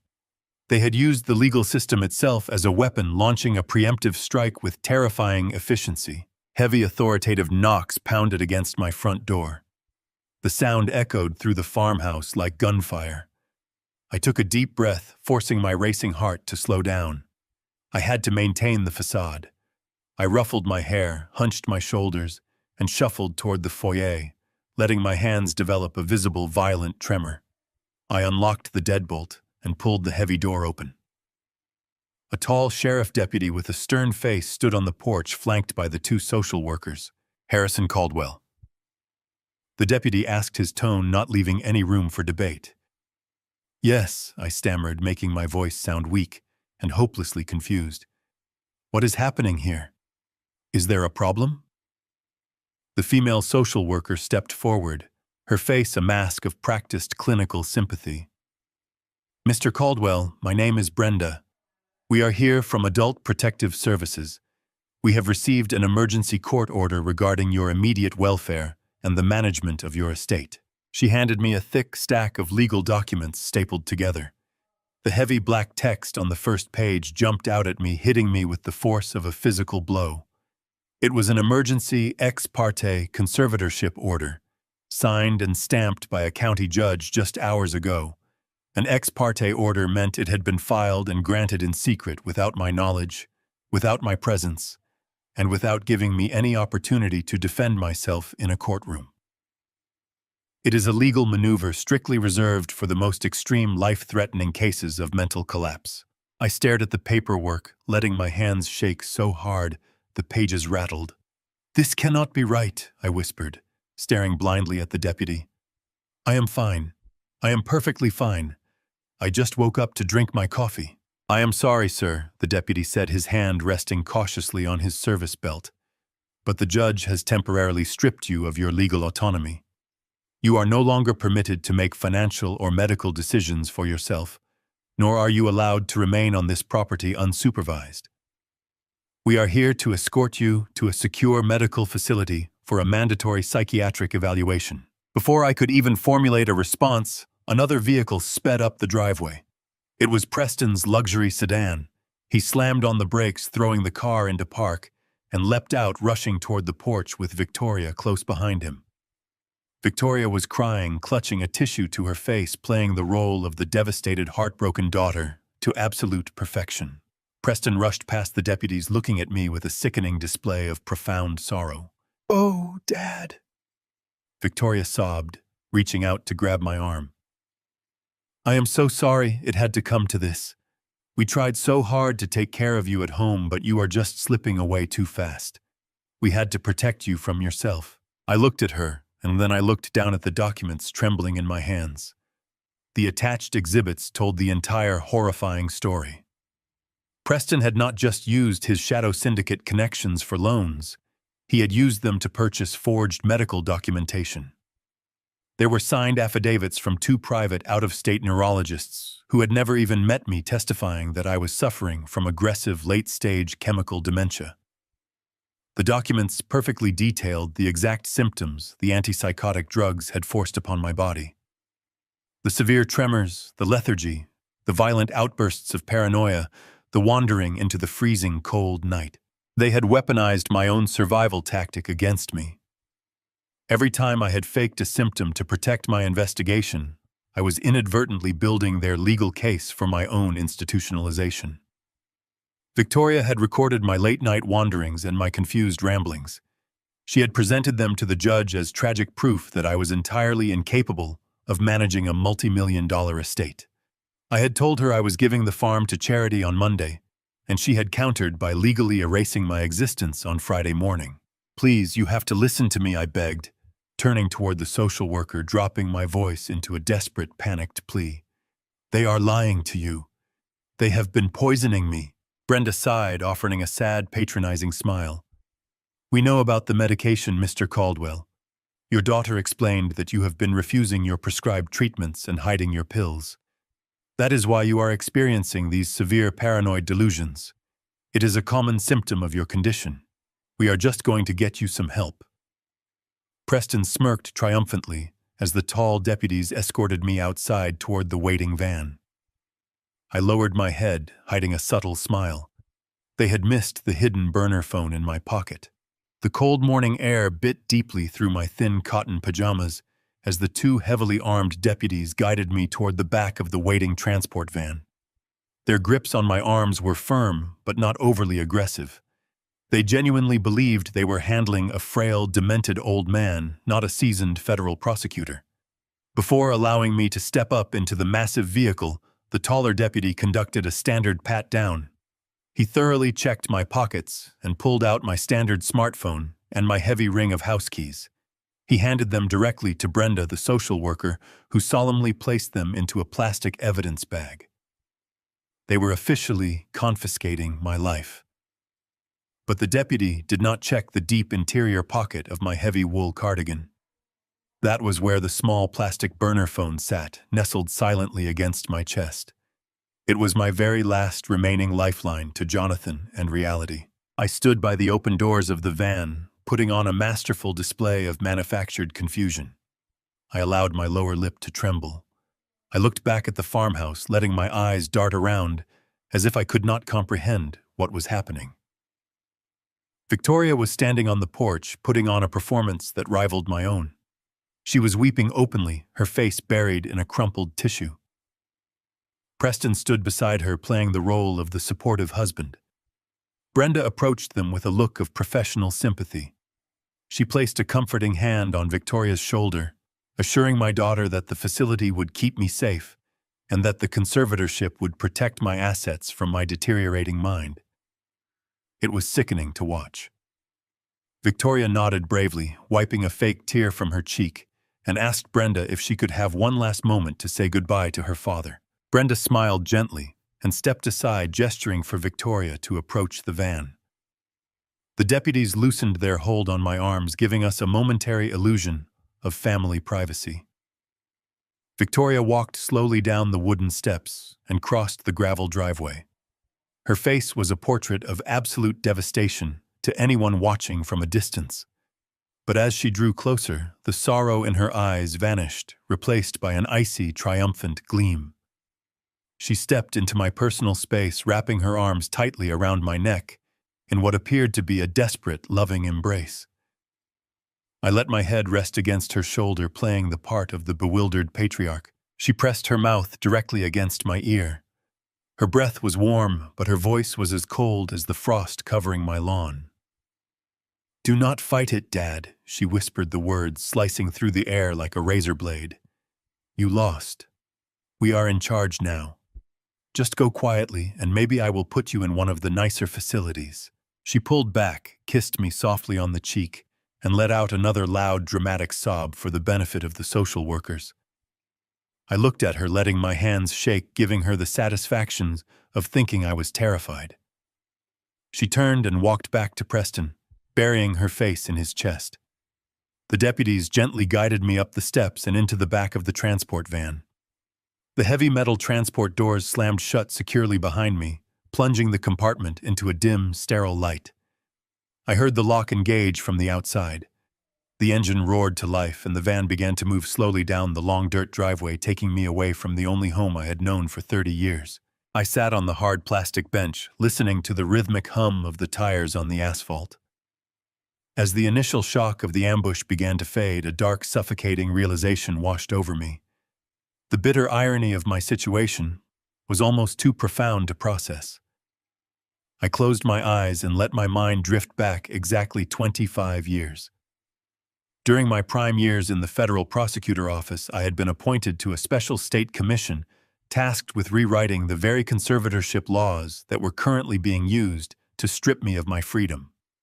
At the time, there had been an epidemic of financial predators targeting vulnerable seniors. I had spent countless long nights sitting at my mahogany desk, poring over legal precedents, drafting airtight statutes designed to freeze assets instantly when severe cognitive decline was proven. I was the one who wrote the specific emergency ex parte loophole. I had personally designed that strict legal mechanism to allow social services to bypass standard courtroom delays if two neurologists signed sworn affidavits proving an immediate threat to the vulnerable patient. I had championed that law. I had stood before the state legislature and argued passionately that this rapid intervention was the only way to save victims before their estates could be drained by scammers. It was widely considered my legal masterpiece, a shield for the defenseless. And now my own daughter had turned my masterpiece into a weapon, using the exact legal framework I had constructed to orchestrate the perfect crime. She had weaponized my own words, my own statutes, and my own legacy to lock me away. The people I was meant to protect were the ones currently driving me to a locked psychiatric ward. Her brilliant legal maneuver was undeniable, but it was built entirely on absolute fraud. The medical records were forged. The symptoms were chemically induced. The narrative was a complete fabrication. They had successfully weaponized the law against its creator. But they had made one fatal error. They assumed that by removing me from the farm and taking my primary cell phone, they had severed my ability to fight back. They thought the game was over. They did not know about the hidden cameras recording every inch of my study. They did not know that Jonathan Pierce was sitting in his downtown office holding digital copies of their shadow banking debts and the video of Preston accessing my safe. And most importantly, they did not know about the small plastic burner phone resting securely against my chest. I reached my right hand inside the thick wool of my cardigan and traced the rectangular outline of the device with my thumb. The van hit a pothole, jostling me slightly, but I remained perfectly still on the bench. I did not need to make a call right now. I just needed to survive the mandatory psychiatric evaluation. I knew exactly how those evaluations worked. I knew the questions the doctors would ask, the cognitive tests they would administer, and the specific behavioral markers they would look for. Once the harsh antipsychotics were entirely out of my system, my mind would be as sharp as a scalpel. I would pass their tests flawlessly. I would easily prove my mental competence, and the moment I was alone in a secure room, I would pull out the burner phone and authorize Jonathan to drop the hammer. Victoria and Preston truly believed they had successfully imprisoned me. They had absolutely no idea they had unknowingly given me the perfect legal alibi, while my final trap snapped firmly shut around their greedy throats. They had absolutely no idea they had unknowingly given me the perfect legal alibi, while my final trap snapped firmly shut around their greedy throats. The transport van ride felt like a descent into a clinical purgatory. When we arrived at the high-security behavioral health facility on the outskirts of the county, I offered absolutely zero resistance. I knew that any display of anger, any assertion of my legal rights, or any demand to speak with an attorney would immediately be documented as combative paranoia. Instead, I let my shoulders slump. I shuffled my feet across the linoleum floors. I stared blankly at the intake nurses, offering only confused murmurs when they asked for my basic information. They cataloged my confiscated personal items, took my vital signs, and escorted me down a long, sterile corridor to a private room. The heavy door clicked shut, the electronic lock engaging with a solid, echoing thud. Through the narrow, reinforced glass window in the center of the door, I could see a burly orderly take his position in the hallway. I was officially a prisoner of the state, trapped within a system I had helped design. The room was deliberately sparse. A narrow bed bolted to the floor, a single chair, and a small adjoining bathroom with no mirrors. I sat on the edge of the stiff mattress, listening to the heavy footsteps of the orderly pacing outside. I waited for 2 agonizing hours, ensuring that the initial intake rounds were completely finished. I listened to the shifting routines of the facility until a deep silence settled over the wing. Once I was certain I was not being actively observed, I slipped my hand into the deep pocket of my wool cardigan. My fingers wrapped around the small plastic burner phone. Moving with agonizing slowness, I slid the device out and immediately slipped it beneath the thin mattress, creating a secure hiding spot, just in case a nurse conducted a random room search. I sat perfectly still, my eyes fixed on the door. The orderly outside had stopped pacing and appeared to be reading a magazine. I slid my hand back under the mattress, retrieving the phone. I kept the device low, shielded by my body, and turned the screen brightness down to the absolute minimum setting. The walls were thin, and even a whisper might alert the staff. I typed a rapid text to Jonathan Pierce. I gave him the name of the facility and explained the ex parte emergency order, the forged medical affidavits, and the rapid extraction from the farm. It took 30 seconds for Jonathan to reply. His text was brief, but the fury behind his words was palpable. They bypassed the standard docket, he wrote. They used a specific emergency loophole to strip your rights without a preliminary hearing. But that order is only temporary. By law, they must hold a formal evidentiary hearing within 72 hours to solidify the conservatorship and make it permanent.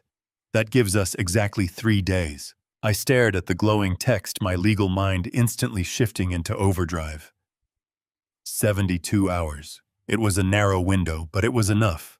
I typed my response outlining the parameters of our counterattack. We need to let them think they have won, I wrote. Do not file any immediate motions to contest the hold. Do not alert their legal team. Let them walk into that courtroom on Monday morning believing I am entirely defenseless. Jonathan replied instantly. My forensic accountants have officially broken through the shadow corporate layers. We have the paper trail connecting his venture capital firm directly to the Chicago syndicate. We have the loan guarantees featuring your forged signature. My technical team has perfectly preserved the high-definition surveillance footage of Preston opening your floor safe and photographing your assets. It is completely irrefutable. We will bury them. I read his words, feeling a surge of cold, methodical satisfaction. We needed to ensure every single piece of their fraud was exposed simultaneously. I instructed Jonathan to silently subpoena the 2 out-of-state neurologists who had signed the fake medical affidavits. We both knew those doctors were likely paid off using the syndicate money, and under the threat of federal perjury charges, they would crumble instantly on the witness stand. I also told him to prepare a massive federal injunction ready to be filed the very second the hearing commenced. We were going to hit them with a shockwave of legal destruction so absolute that they would not even have time to blink. Jonathan agreed to the strategy. His final message contained a stark warning. You have to play your part flawlessly, Harrison. The doctors at that facility are going to evaluate you. They will try to provoke a reaction. Victoria will undoubtedly visit you to establish a record of your cognitive decline. You cannot break character. If they suspect for 1 second that your mind is sharp, they might panic and alert the syndicate to move on the farm before the hearing. I will be the perfect broken old man, I typed back. I will see you in court.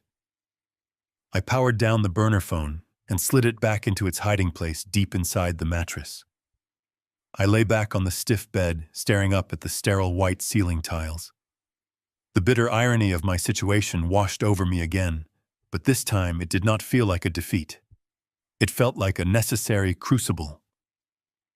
I was a prisoner locked in a psychiatric ward, stripped of my identity, my property, and my freedom.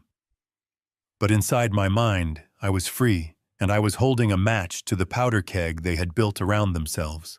The next 48 hours were an absolute test of my endurance and my acting abilities.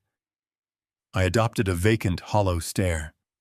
When the facility psychiatrists came to evaluate me, I answered their questions with slow, deliberate confusion. I mixed up dates. I claimed I did not know what city I was in. I asked for Diane. I let my hands tremble, and I refused to eat the bland cafeteria food, letting my physical appearance deteriorate to match the forged medical profile Victoria had created. The doctors took meticulous notes, nodding with practiced sympathy, entirely convinced that they were observing a tragic case of rapid-onset dementia. Victoria visited me on Sunday afternoon. She walked into my small room accompanied by an orderly carrying a bouquet of cheap flowers. She wore a solemn expression, but her eyes danced with absolute victory. She sat in the chair next to my bed, speaking to me as if I were a toddler. She told me not to worry about the farm, assuring me that Preston was handling all the paperwork to keep it safe. I looked at her, letting a thin trail of saliva escape the corner of my mouth, and murmured incoherently. She smiled a cold, reptilian stretch of her lips and patted my hand. She left the room convinced her inheritance was secured. She had no idea she had just walked into the final hours of her freedom. The trap was locked. Monday morning arrived with a cold and relentless drizzle. The facility staff woke me just before dawn to prepare for the transport to the county courthouse.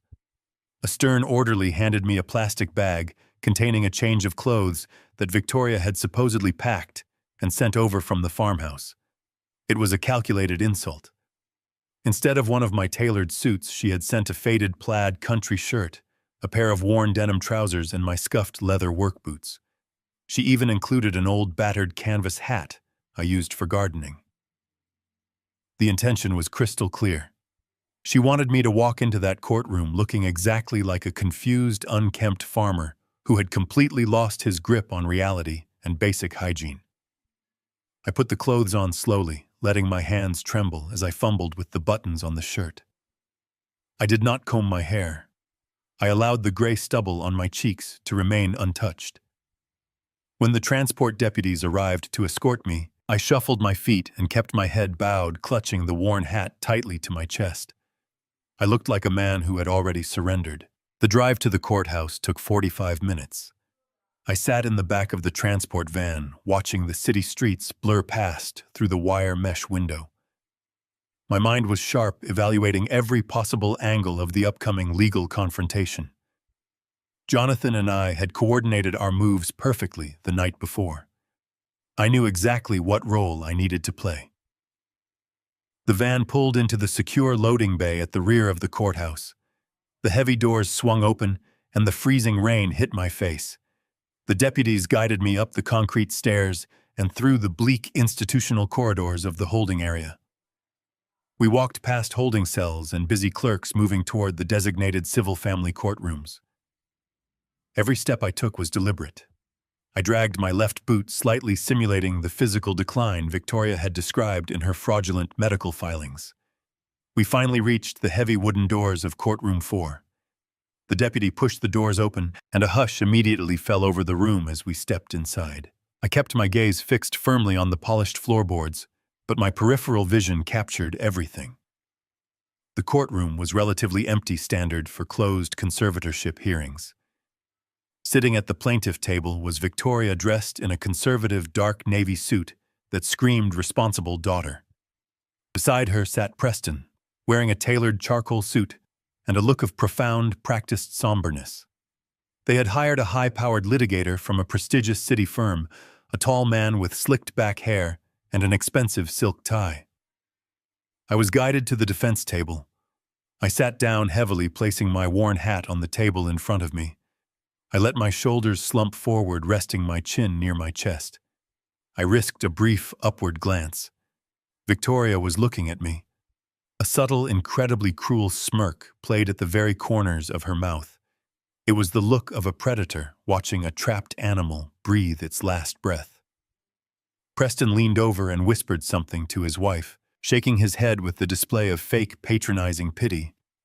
They were entirely convinced that they had executed the perfect crime. The bailiff announced the arrival of the judge.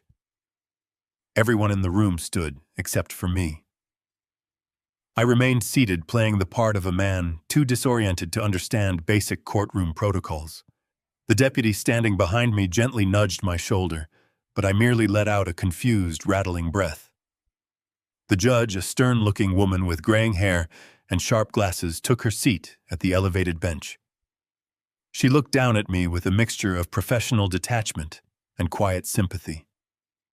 The high-priced lawyer standing next to Victoria immediately launched into his opening statement.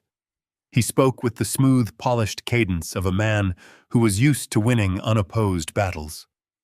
"Your Honor," he began, his voice echoing through the quiet chamber. "We are here today under incredibly tragic circumstances.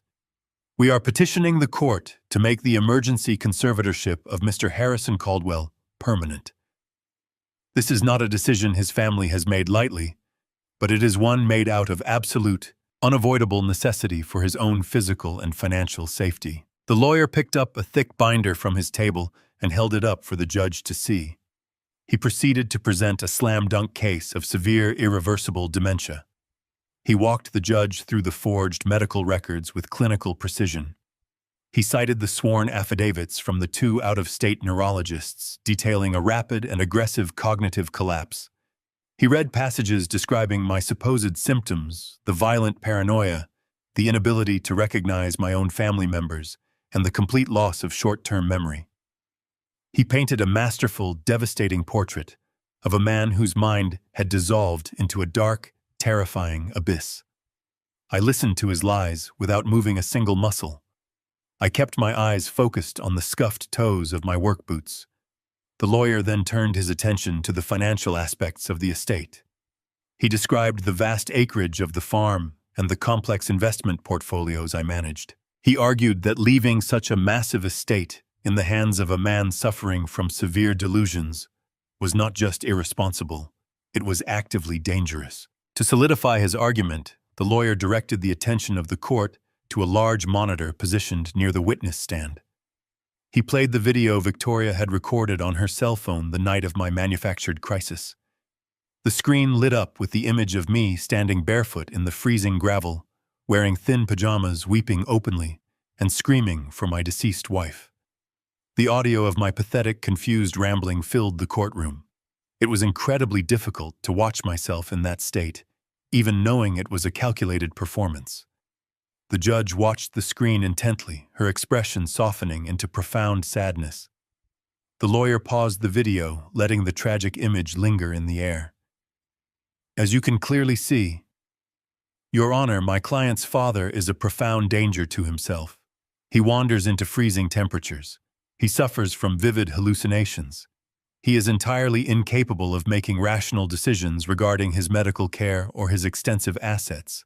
We respectfully request that his daughter Victoria be granted full and permanent control over his estate to ensure his safety and preserve his legacy. The lawyer closed his heavy binder and stepped back, offering a solemn, respectful nod to the presiding judge. Victoria reached out and gently squeezed Preston's hand, wiping a single, meticulously manufactured tear from her cheek with a white tissue. The entire courtroom was completely silent. Everyone was waiting for me to react, to shout, to protest, or to cry out in helpless confusion. I remained absolutely motionless in my wooden chair. I kept my head bowed and my eyes locked onto the floorboards. I let them fully bathe in their false victory, waiting patiently for the ultimate legal trap to finally spring completely shut forever. The silence in courtroom 4 stretched for several long, agonizing moments. Judge Gregory Mitchell adjusted his heavy, dark-framed glasses and let out a quiet sigh. He looked down at the documents spread across his elevated bench, organizing the forged medical affidavits and the fraudulent financial assessments into a neat stack. I could hear the faint rustle of paper as he prepared to deliver his ruling. Victoria shifted in her seat. Across the aisle, the fabric of her expensive navy suit rubbing against the polished wood of the plaintiff table. She let out another soft, manufactured sniffle, playing her part to the very end. The high-priced litigator standing beside her cleared his throat, adjusting his silk tie with an air of absolute confidence. He believed he was simply wrapping up a routine, unopposed conservatorship hearing.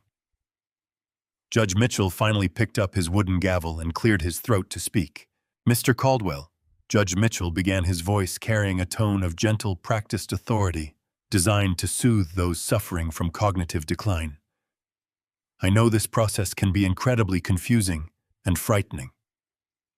I need you to look at me, sir, so I can ensure you understand what is happening in this courtroom today." I kept my chin tucked against my chest for 3 full seconds. I wanted the anticipation to build. I wanted Victoria and Preston to feel the absolute peak of their false triumph before I shattered it into a million pieces. Slowly, deliberately, I raised my head. I let the slumped curve of my spine straighten. I placed my hands flat on the defense table, stopping the fabricated tremors instantly. I lifted my gaze and locked my eyes directly onto the man sitting behind the elevated mahogany bench. The transformation in Judge Gregory Mitchell was instantaneous and violently dramatic. The moment his eyes connected with mine, the professional, sympathetic expression completely melted from his face. All the color drained rapidly from his cheeks, leaving his skin the shade of old parchment. The heavy wooden gavel slipped from his trembling fingers, hitting the sound block with a dull, hollow clatter that echoed sharply through the silent room. He physically recoiled in his high-backed leather chair, pressing his shoulders against the upholstery as if an electric shock had just traveled through his spine. He reached up with a shaking hand and removed his glasses, blinking rapidly as if trying to clear an impossible illusion from his vision. His mouth opened, but no sound came out. The entire courtroom froze, entirely confused by the sudden, terrifying shift in the presiding judge. "My God," Judge Mitchell whispered, his voice incredibly thin and breathless. carrying across the silent chamber without the need for a microphone. Is it really him? The slick litigator representing my daughter frowned in deep confusion. He stepped forward, raising his hands in a placating gesture. Your Honor, the lawyer asked, his smooth cadence faltering for the very first time. Is everything all right? Do we need to call a medical professional for the respondent? Judge Mitchell did not even acknowledge the lawyer. His eyes remained permanently fixed on my face, widening with a profound mixture of absolute shock, immense respect, and palpable fear. He was not looking at a broken, unkempt farmer wearing a plaid shirt and scuffed boots. He was looking directly into the past. He was looking at the ghost of the man who had forged his entire career. Yes, Gregory, I said. My voice was no longer frail or confused. It resonated through the courtroom with the deep, commanding baritone I had perfected over 30 years of prosecuting the most dangerous criminals in the state. It has been a very long time. The sound of my true voice hit Victoria like a physical blow. I heard her gasp sharply, a sudden ragged intake of air that betrayed her instant panic. Preston stiffened in his chair, his posture snapping rigid as the confident smirk was wiped completely off his face. The high-priced lawyer whipped his head back and forth between the judge and me, thoroughly bewildered by the sudden authority radiating from the man he had just spent 20 minutes painting as a helpless, delusional vegetable. He opened his mouth to object, but Judge Mitchell held up a trembling hand to silence him. You are Harrison Caldwell, Judge Mitchell stated, leaning forward over the bench, ignoring every standard protocol of courtroom decorum.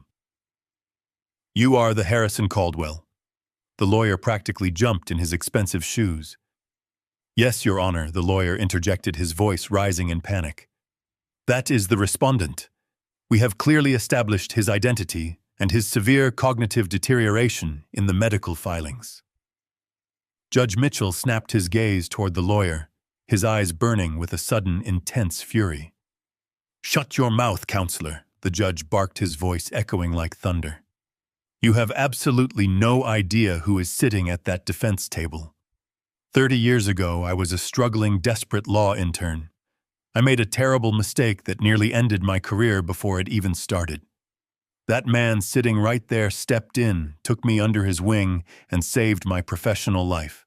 The courtroom was suffocatingly quiet. Victoria was breathing in rapid, shallow pants, her hands gripping the edge of the plaintiff table so hard her knuckles turned a solid, bruised white. Preston was staring at me with wide, terrified eyes, finally realizing that the helpless old man he had been drugging was a meticulously crafted illusion. Judge Mitchell turned his attention back to me, his voice softening with profound reverence. He is the most ruthless, brilliant, and honorable federal prosecutor this state has ever seen, the judge continued, addressing the silent room, but speaking directly to my daughter's paralyzed attorney. He authored the very conservatorship statutes you are currently attempting to use in my courtroom today. He wrote the emergency ex parte provisions you filed on Friday morning. Are you seriously standing there telling me that the architect of this state's financial protection laws has lost his mind? The slick litigator took a step backward, his professional composure completely shattered. He looked down at his thick binder of forged records, and then looked at Victoria, his eyes demanding an explanation she was entirely incapable of giving. Your Honor, the lawyer stammered, his voice weak and unsure. We have sworn affidavits from 2 certified medical professionals. The judge slammed his hand flat against the wood of his desk. I do not care what papers you have in that binder, Judge Mitchell roared. I know the man sitting in front of me. I know his mind. The dynamic in the room shifted so violently that the air felt heavy. I remained perfectly still, watching the absolute terror take hold of my daughter and her husband. I had them exactly where I wanted them. The stage was finally set for my ultimate revenge. The arrogant lawyer released his grip, allowing the heavy binder to crash onto the polished floor. Victoria buried her face in her trembling hands, letting out a genuine, suffocating sob of pure defeat. They both finally realized the horrifying truth simultaneously. The perfect crime was completely over. I had won. I let the silence hang in the air for a few moments longer, allowing the absolute gravity of the situation to crush the remaining breath from their lungs. Then I slowly opened my fingers. The battered canvas hat fell from my grasp, hitting the polished floor with a soft, dismissive thud. I placed my hands flat on the defense table and pushed myself upward. The stooped, fragile posture I had maintained for weeks vanished instantly. I drew my shoulders back, lifted my chin, and stood at my full height. The trembling in my hands ceased. My gaze hardened into the cold, penetrating stare that had once made hardened criminals break down in interrogation rooms. I looked at the opposing counsel, watching the arrogant litigator shrink back, as if he had been physically struck by an unseen force. The confident smirk that had been plastered across his face just a few moments prior dissolved into a mask of pure uncertainty. I turned my attention to the bench. "Your Honor," I said, my voice cutting through the stillness like a finely sharpened blade. "With the permission of the court, I am formally requesting to waive my right to appointed counsel. I will be representing myself in this matter." Judge Gregory Mitchell did not hesitate for a fraction of a second. "Permission is unequivocally granted, Mr. Caldwell." The judge replied, his voice thick with profound respect. "The floor is entirely yours." Right on cue, the heavy double doors at the back of the courtroom swung open with a resounding crash. Jonathan Pierce strode into the chamber, moving with the relentless momentum of an approaching storm. He was wearing his signature charcoal suit, radiating absolute authority. Behind him, 2 paralegals pushed a heavy metal trolley burdened with 6 large, tightly packed banker's boxes. The wheels squeaked sharply against the floorboards, shattering the quiet atmosphere of the room. Jonathan marched straight down the center aisle, completely ignoring the frantic, terrified stares of my daughter and her husband. He bypassed their table entirely, not even offering them a single fleeting glance of recognition, and positioned the trolley directly beside me. He offered me a single grim nod before stepping back. I placed my hand on the top box. "Your Honor," I continued, my tone ringing with absolute clarity. "The petition before you today is not a tragic plea for the protection of a deteriorating patriarch. It is the final desperate act of a highly coordinated criminal conspiracy. The petitioners are attempting to use this courtroom to finalize a $15 million fraud." I turned to look directly at Preston. His face was slick with a cold sweat. He looked like a man standing on the gallows. I reached into the first box and pulled out a thick stack of printed transcripts and financial records. "Opposing counsel has presented you with sworn medical affidavits detailing my supposed cognitive collapse," I stated, walking slowly toward the center of the room. "He claims 2 independent neurologists diagnosed me with late-stage chemical dementia." I placed the documents on the edge of the judge's bench. "What counsel does not know is that my legal team served federal subpoenas to both of those out-of-state doctors yesterday evening. When faced with the threat of federal perjury charges and the immediate loss of their medical licenses, they were remarkably forthcoming. They confessed to accepting wire transfers of $50,000 each to sign those blank affidavits." I turned to look at the slick litigator. The man looked physically ill. He began frantically packing his briefcase, shaking his head in a desperate attempt to distance himself from the toxic fallout. I did not stop. I pulled a small clear plastic evidence bag from my pocket and held it up. The bag contained the white capsules Victoria had forced upon me. The symptoms described in those forged medical records were indeed real, I explained, my voice growing colder with every word. "Because my daughter, the loving petitioner, has been systematically poisoning me for the last 4 weeks. She replaced my daily vitamin supplements with a heavy, dangerous regimen of unprescribed antipsychotic medications designed to induce severe tremors, lethargy, and temporary paranoia. She weaponized a chemical restraint to manufacture the exact visual evidence she needed to steal my autonomy." Victoria let out a strangled, pathetic whimper, burying her face deeper into her hands. But she was only half of the equation. I turned my full, terrifying focus onto Preston. He tried to look away, but I stepped closer to their table, forcing him to face me. The medical fraud was merely the key to unlock the vault. I told the court, my voice echoing off the high ceiling. The true motivation sits at the plaintiff table. Preston has projected the image of a highly successful venture capitalist. In reality, his firm is a bankrupt shell.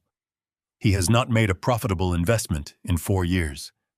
He is currently $15 million in debt to an illicit shadow banking syndicate operating out of Chicago, a violent organization that does not accept apologies for late payments.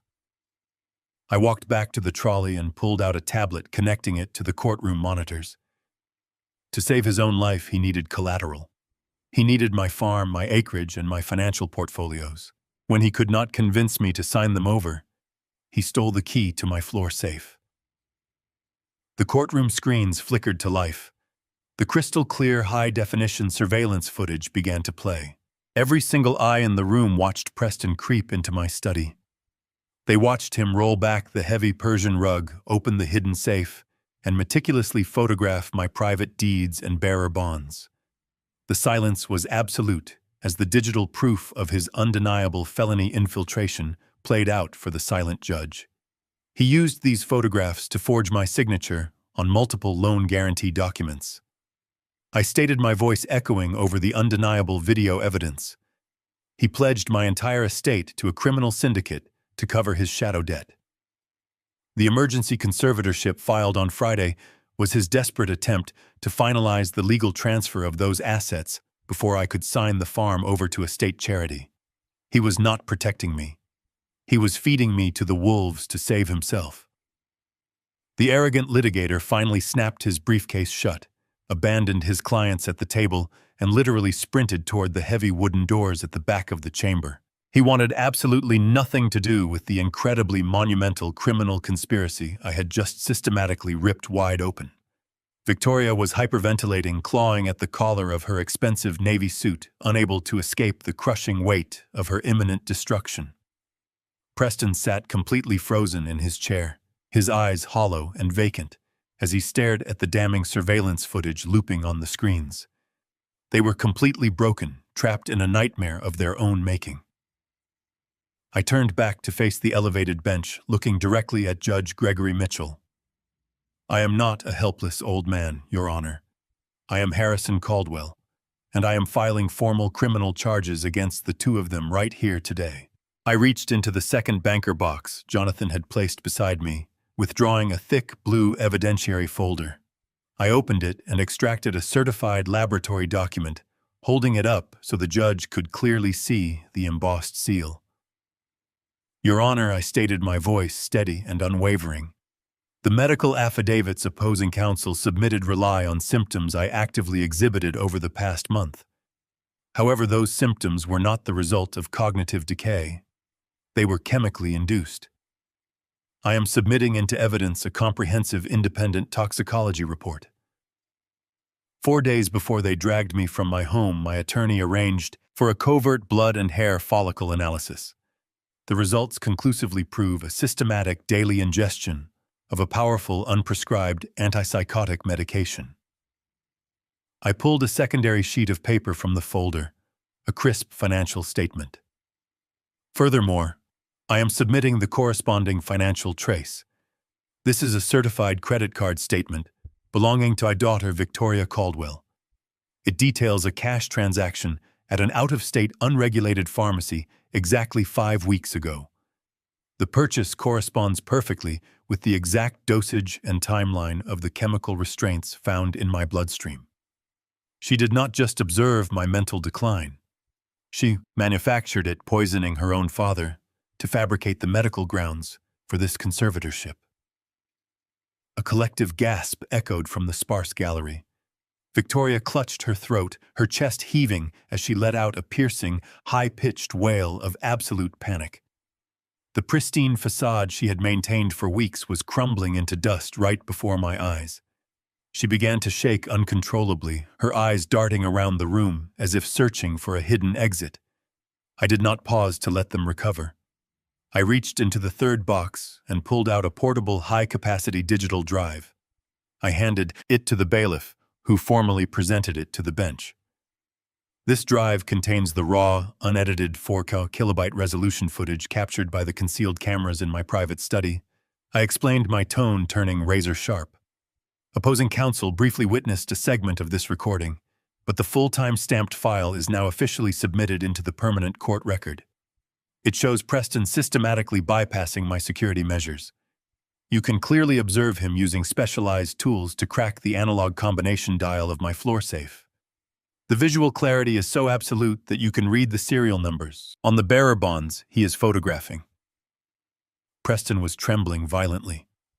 The tailored charcoal suit he wore now looked entirely too large for his shrinking frame. He opened his mouth, stammering nonsensical syllables, desperately searching for a lie that could possibly explain away the crystal-clear digital proof of his burglary. But there was no explanation. He had been caught red-handed invading my inner sanctum, stealing the very financial instruments he was meant to protect. His hands gripped the edge of the table, his knuckles turning a stark, bruised white under the immense pressure of the terrifying moment before Preston could form a coherent sentence. I pulled the final, most devastating piece of evidence from the boxes. I slammed a heavy stack of forensic accounting audits onto the defense table. The sound cracked like a gunshot in the silent courtroom. The burglary was not an isolated incident, I announced to the paralyzed room. I am submitting the complete, unredacted financial trace of Preston's venture capital firm. These documents, verified by 3 independent forensic auditors, expose a massive hidden shadow debt. He owes $15 million to an illicit syndicate, a debt that has been accumulating compounding interest for 4 years. I held up a series of legal contracts, their pages marked with bright red evidentiary tags. To satisfy the demands of his violent creditors, Preston needed collateral. He needed my farm, my liquid assets, and my entire estate. I am submitting these loan guarantee documents, which feature my forged signature. Preston utilized the photographs he took from my safe to construct a perfect replica of my legal authorization. He pledged everything I have worked my entire life to build, to cover his own reckless criminal gambling. The emergency ex parte order they filed on Friday was their absolute last resort to finalize the legal transfer of my estate before the syndicate tore them apart. They needed me declared legally incompetent, so I could not contest the fraudulent transfers that were scheduled to execute this very afternoon. Judge Gregory Mitchell stared at the mountain of undeniable proof before him. His expression hardened from profound shock into a mask of pure, righteous, judicial fury. He looked down at the plaintiff table, his eyes burning with a contempt so deep it seemed to lower the temperature in the room. Victoria was screaming now, a continuous hysterical string of denials and frantic apologies that completely drowned out the steady rhythm of the rain hitting the courtroom windows. She clawed at her husband's arm, begging him to fix the unfixable disaster they had walked directly into. Her perfectly styled hair was a disheveled mess, her expensive suit wrinkled as she thrashed against the reality of her impending incarceration. She looked exactly like the terrified, trapped animal she had believed me to be just minutes prior. Preston did not look at his wife. He looked at the heavy wooden doors at the back of the courtroom. The primal animalistic instinct to survive suddenly overrode any remaining shred of rational thought in his mind. He forcefully shoved Victoria away, knocking her chair backward with a violent, uncaring thrust. She spilled onto the polished floorboards in a tangle of navy fabric and terrified sobs, her hands reaching out into the empty air. Preston lunged forward, scrambling over the plaintiff table and bolting down the center aisle toward the exit. He was sprinting for his life, completely blinded by adrenaline, desperate to escape the immediate crushing weight of federal prison and the violent syndicate waiting for their money outside. He did not even make it halfway down the long aisle. Judge Mitchell slammed his gavel down, the sound ringing out like a thunderclap across the vaulted ceiling. "Bailiffs, secure that man immediately," the judge bellowed, his voice commanding absolute obedience from the court officers. 3 heavily armed bailiffs converged on Preston, instantly moving with swift, practiced, tactical precision. The largest officer hit him from the side with a punishing shoulder tackle, driving him violently into the solid oak of the spectator benches. The impact knocked the wind completely out of Preston's lungs with a sickening thud. He hit the polished floorboards hard, thrashing and kicking wildly in blind, pathetic panic. But the officers were utterly relentless.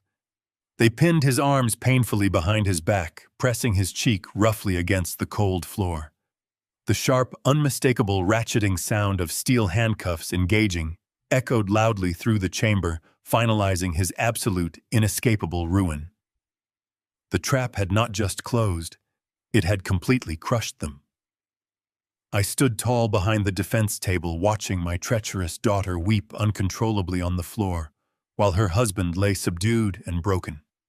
The law I had spent my entire life defending had finally delivered its ultimate merciless judgment upon the architects of my absolute suffering. Judge Gregory Mitchell did not hesitate for a single second. The silence in the courtroom was so profound that I could hear the rain lashing against the tall glass windows, washing away the tension that had suffocated me for weeks. He looked down at the prosecuting attorney, who was still trying to subtly slide his expensive briefcase toward the center aisle, desperate to distance himself from the toxic radiation of his clients. Judge Mitchell raised his hand, pointing a stern finger directly at the bench. He announced that the emergency ex parte conservatorship was hereby entirely revoked, declared null and void from the very moment of its fraudulent inception. He stated that the court recognized me as being in complete possession of my mental faculties, my autonomy, and my legal rights. But he did not stop there. He commanded the remaining bailiffs to secure the doors and immediately issued bench warrants for the arrest of both Victoria Caldwell and Preston Caldwell. The charges he listed echoed through the chamber like a requiem: severe elder abuse, willful and premeditated fraud, forgery of financial instruments, and most damning of all, the attempted poisoning and chemical imprisonment of a vulnerable senior citizen. The judge ordered the district attorney to freeze every single asset connected to Preston and his shell venture capital firm. The trap I had laid in the dark of my psychiatric room had fully sprung, catching them completely off guard. The courtroom erupted into a flurry of chaotic, desperate motion. Additional deputies flooded through the double doors, responding to the judge and his immediate call for backup. 2 officers hauled Preston up from the polished floorboards, dragging him by his handcuffed arms as he continued to thrash and sputter incoherent pleas. His expensive charcoal suit was torn at the shoulder, covered in courtroom dust, perfectly matching the ruined state of his life. Victoria realized she was next. She tried to stand, her legs giving out beneath her, as the reality of federal prison materialized before her eyes. A female deputy approached her, instructing her to place her hands behind her back. Victoria resisted, weeping hysterically, shaking her head from side to side as the cold steel bracelets clicked tightly around her slender wrists. She turned her desperate gaze toward me, her mascara running in dark streaks down her pale cheeks. She opened her mouth to scream, but the deputies were already marching her toward the side exit, guiding her toward the holding cells. Jonathan Pierce stood beside me, his arms crossed over his chest, watching the systematic dismantling of the criminals who had tried to steal my life. We exchanged a silent nod of mutual respect. The job was not just done. It was executed with absolute, terrifying perfection. I walked out of the courtroom, my posture straight, my mind sharper than it had been in decades. The heavy wooden doors swung shut behind me, muting the chaotic noise of the chamber. The corridor was cold and sterile, lined with marble walls and flickering fluorescent lights. I saw the deputies escorting Victoria toward the main transport elevator. When she saw me step into the hallway, a new wave of frantic energy overtook her. She fought against the grip of the officers, using all her remaining strength to pull away from them. She threw her body forward, dropping heavily to her knees on the hard marble floor, directly in my path. The deputies tried to pull her up, but she went entirely limp, wrapping her handcuffed arms around my scuffed leather work boots. She sobbed, a loud guttural sound of sheer panic and complete defeat. "Dad! Please," she screamed, her voice echoing down the long, empty corridor. You have to stop this. You cannot let them take me away. I am your daughter. I am your blood. Please, I am begging you. I looked down at the woman weeping at my feet. I saw the same face I had kissed when she was a child, the same eyes that had smiled at me across the dinner table for 30 years. But I also saw the monster who had slipped unprescribed antipsychotic pills into my evening tea. I saw the predator who had whispered cruel, triumphant words into my ear as I was loaded into the back of a psychiatric transport van. I felt absolutely no pity. My heart was a stone fortress completely impervious to the tears of a traitor. I did not bend down to comfort her. I did not raise my voice. I spoke with a quiet, lethal calm that cut straight through her hysterical wails. You bled that out of yourself the day you put poison in my cup. I said, my voice steady and devoid of any human emotion. I stepped backward, pulling my scuffed boots entirely out of her grasp. I turned my back on her and walked away down the corridor, the rhythmic thud of my boots echoing against the marble. I did not look back, not even once as her screams faded behind the heavy steel doors of the transport elevator. The justice system moved with remarkable speed when motivated by undeniable high-definition evidence and the righteous anger of a furious judge. Within 6 months, the legal proceedings concluded with devastating finality. Preston Caldwell was found guilty on multiple federal charges of wire fraud, grand larceny, and conspiracy. The shadow banking syndicate he was indebted to was simultaneously dismantled by federal authorities using the forensic accounting trails Jonathan Pierce had painstakingly provided. Preston was sentenced to 15 consecutive years in a maximum security federal penitentiary. He lost his firm, his reputation, and his freedom, trading his tailored suits for a uniform of standard institutional orange. Victoria faced an equally severe reckoning. The medical fraud and elder abuse charges stripped her of her pristine social standing and her accumulated wealth. She lost her license to practice any form of business management in the state. She was handed a lengthy sentence in a state correctional facility entirely isolated from the luxury and privilege she had betrayed her own father to secure. Their greed had been their absolute undoing, a poison far more potent than anything they had slipped into my drink. With my enemies behind bars, I returned to the sanctuary of my farm. I worked closely with Jonathan Pierce to successfully establish a massive bulletproof legal trust. I transferred the vast majority of my financial portfolio and the deed to the farm into this protected entity. It was specifically designed to fund legal defenses and protective services for vulnerable senior citizens who found themselves trapped in abusive conservatorships. I ensured that the exact laws I had written would never again be weaponized against the innocent. It was a crisp morning in early November. The sun was just beginning to rise over the rolling hills of the property, casting long golden shadows across the frost-covered grass. I walked out onto the wooden planks of my back porch.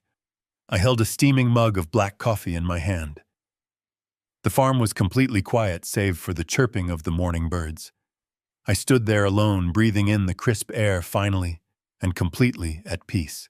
Betrayal often wears the familiar face of those we trust the most, hiding greed behind a manufactured mask of false concern. We spend our lives building a legacy to protect our children, only to realize that true security does not lie in the vast wealth we accumulate, but in the strict boundaries we have the courage to enforce.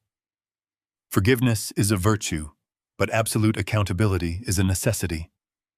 Never mistake a person's quiet patience for weakness. An old lion may rest in the shade, but his teeth remain sharp, and the truth will always burn away the shadows of deceit. If this story kept you on the edge of your seat, hit that subscribe button right now. Share your thoughts in the comments. How would you have handled Victoria and Preston?